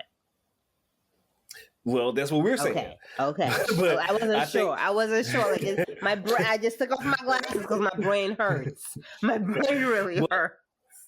Well, my point was that I don't, even while this show is with the show being in the modern day, I don't think that there is any accident that they made Daniel in this iteration of the show an investigative, specifically an investigative journalist, whereas in the first movie, Christian Slater was just like a down on his luck journalist and everything. They made this guy an investigator, which I think is gonna like bring some more nuance into the story moving forward. This whole first season actually feels like a prologue to the real story. Yeah. And I think again, it's like you said, because he is an investigative reporter, he is unearthing the things that even Louis doesn't want to see about himself, and also that then is scary for Rashid / Armand. So that's why he's been in the background of every single scene, like let's not go too far. Maybe you want to take a nap. Like you want to go to bed. And it was the whole first part of the season. You are interpreting that as him being protective. So are you saying that like Armand is just as much as a sucker for Louis as Lestat was? Literally everyone. Literally everyone. I don't know how to better explain. Literally everyone. And Louis is not the villain. So no, he's not. Who's the villain? No, he's not. He's not. Louis being cute. He's just out here being cute and like living of being victim. Yeah, he's a victim. He's a victim of his looks. The thing again, okay. So explain this to me. I genuinely want you to explain this to me. If you think of it like it's weird. If you think of it like every vampire has a special gift. You know, like legit, like they do. Like certain things become more powerful as you age, or you gain certain, like all vampires gain a better immunity to the sun the older they get, blah blah. But like also each of them has like a special gift, and some of these are gifts that they had as humans that are then amplified when they become vampires, and some of them are given to them when they become vampires. But if you almost think of Louis' gift as like attraction, that's what he has. There's something about Louis where again he can meet the most ancient of vampires, like people who have been on the earth, but it's not his fault, of years, and they are besotted with him, and it also makes them want to have him. He's almost like a pawn that gets passed around by these vampires. He is very much so. That's like terrible.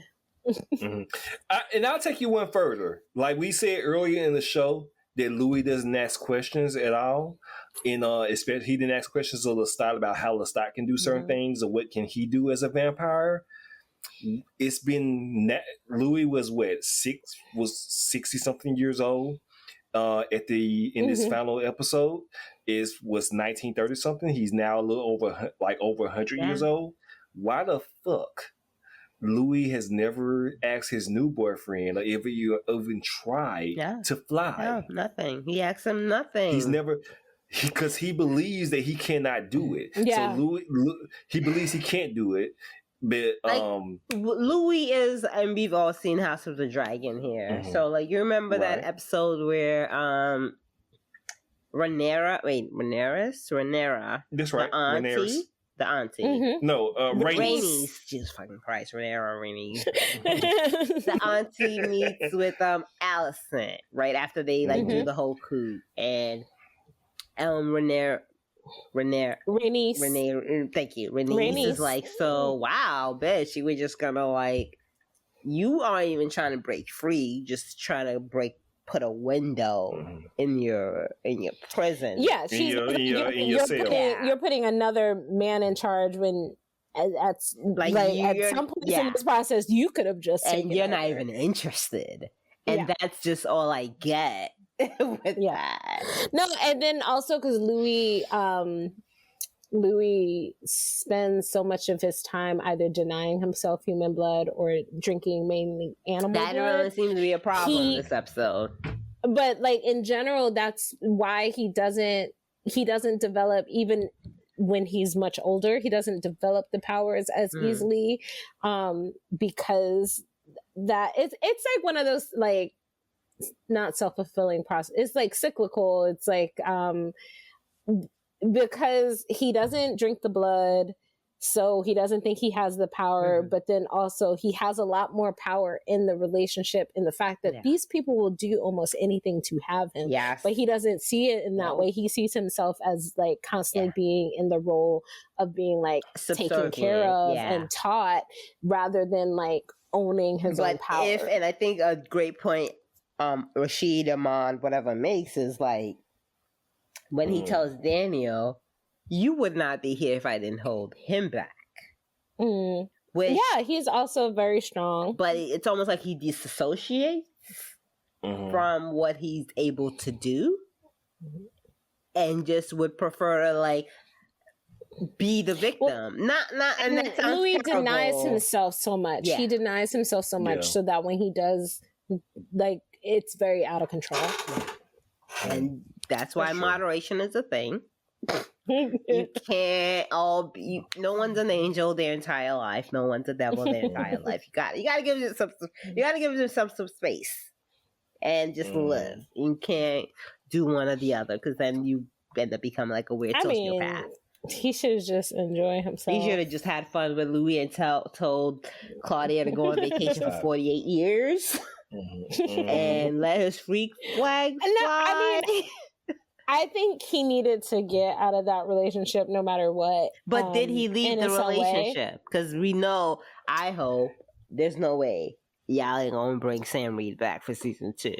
No, he's definitely he left the relationship. Because like he's been eating rats. He coming back. What I will say is that Louis and Lestat, they need a moment. They never have the same relationship that they had in those early years. But I do hope you can see that halfway through this season. We don't see many scenes of them fucking after the first couple of episodes, because that shit is abusive. It is abusive, but like at the end of the day, you caping? No, nigga, you caping for the abuse. I'm not caping for the abuse. I'm caping for the love. I'm caping for the love. Nigga, it was never love. Be sure, because he with Armand now. Is that we don't know what that exactly, because Louis fucking weirdo. Okay. We gotta wrap this up. This is over 2 hours, y'all. This is your show. Absolutely my show, and I am not done. We're saying that this abusive, toxic relationship never gets back to being the initial. I wanted to go back to episode 2 where I was happy and he was like lifting him up with his dick and we were happy. It's not ever gonna get back there, right? Because we're talking now hundreds and hundreds of years of history between these people. Damn it! I want that. I want season 2 to be like Louis. No, I want season 2 to be Lestat and like Amon fighting for Louis' love. And then like them, and then like I guarantee you that won't happen. Then like Lestat and like Louis ending up in like psychiatry, like therapy. No, I guarantee you that will not happen.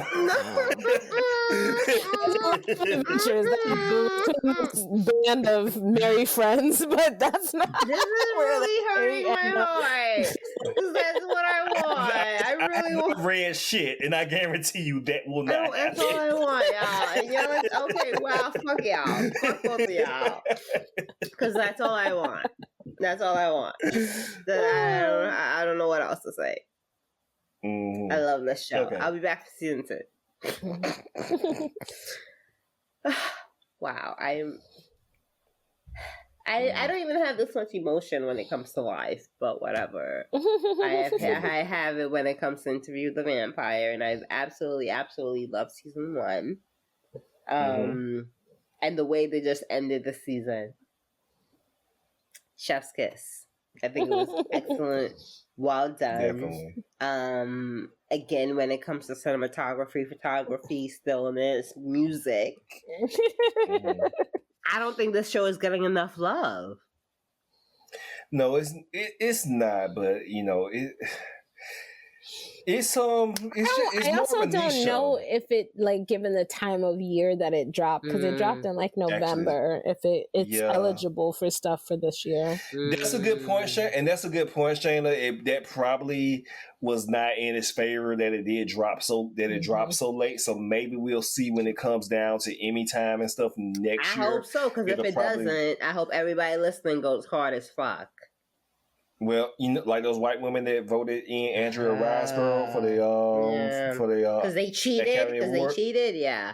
That was a little bit of a sneak attack. That came down. That was some shady. I'm gonna use my group chat to get what I want. Like, shout out to the group chat, because the group chat jumped on board. They said, "We got you." Don't underestimate the power of your group chat with your friends, y'all. But when you're like in an actual legitimate community, when you actually have a position, maybe that you might want to check the rules on that. You might want to check the rules if it might cost your future partner a job or not. Just FYI, but I'm sure they'll figure out the community, whatever with that. We all know Michelle Yeoh is gonna win, so but they can't give it to her. Better. They can't. They were like, we gave y'all Parasite. Y'all want another one too? Assholes. But okay, that's all I got. This has been a fantastic show. I've enjoyed every episode, from music to cinematography and blah blah blah, and just Jacob Anderson and Sam Reed, just oh my god, they're just delicious. I love me some Jacob Anderson. I pledge to do everything that I can to just get more news and information about them in the next year. However, I have to. If you guys have any, it sounds like you're like letting us know that you will be stalking these men. You gonna stalk these niggas like you stalk BTS? I just want to let you guys know, officially, unofficially, I will be officially stalking Sam Reed and Jacob Anderson for 2023, 2024. Maybe not. It'll be really interesting to see what next season is like, because it's a whole different location. It's a whole different I am thing. so happy they finally leaving on I'm sure they're building the sets. Because Jesus Christ, the spot was like, can we leave now? It cannot cost a lot to make this show, so I'm sure they're like in pre-production. It really cannot. It really cannot. But also, again, it's like, are the fans out there saying they're watching it? At least I think this is a way better show than people assume.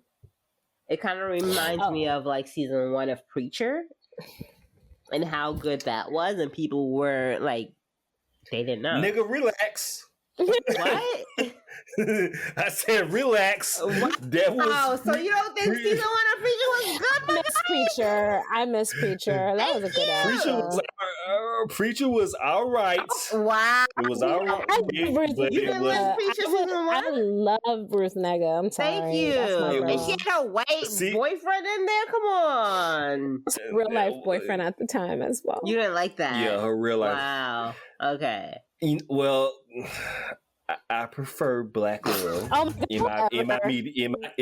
But it was a good show. It had like angels and demons and shit. I do not care what people do in real life, but in my media, I prefer Black Girl. I don't even know where we got right now. Anyway, look, this is 2:20. I gotta edit this shit and post it. Y'all be lucky if at this point I might not edit shit. I don't know. We'll see.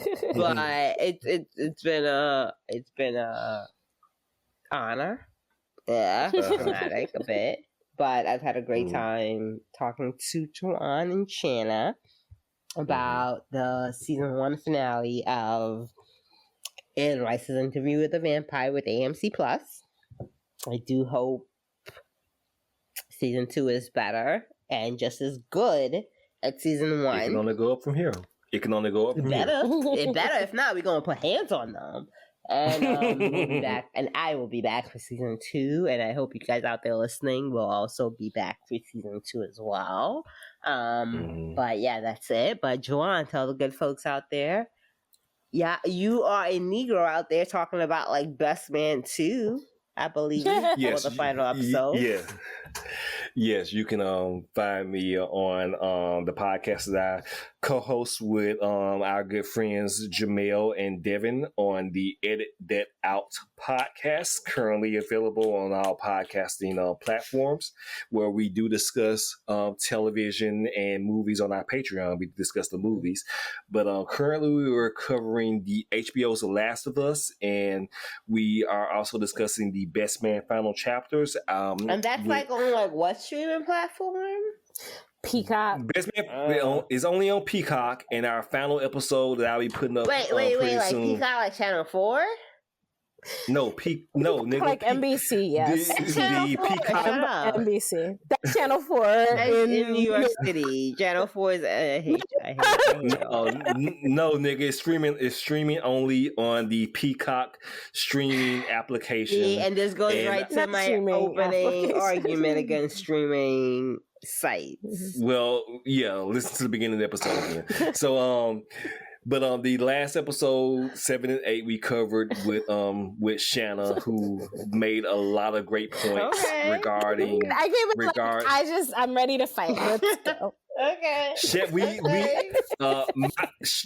Like if you want to go listen to the Edit It Out podcast, definitely listen to Shanna and Jamel and Devin and I debate about the responsibilities of in relationships, and also how whether we discuss the treatment of our non-binary members of our society, and how they are being treated by their parents. It was a very, very lively discussion. I'm very, very proud of it. So we got all of our points were equally represented, and I'm really proud of that. So yes, you can find us on that. Again, our podcast is called Edit That Out. Shanna, tell the good folks where they can find you.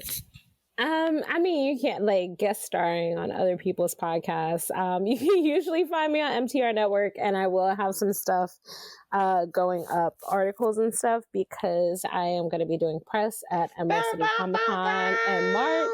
Sorry. But in general, right now, you can just find me guest starring on other people's podcasts. Look, less work.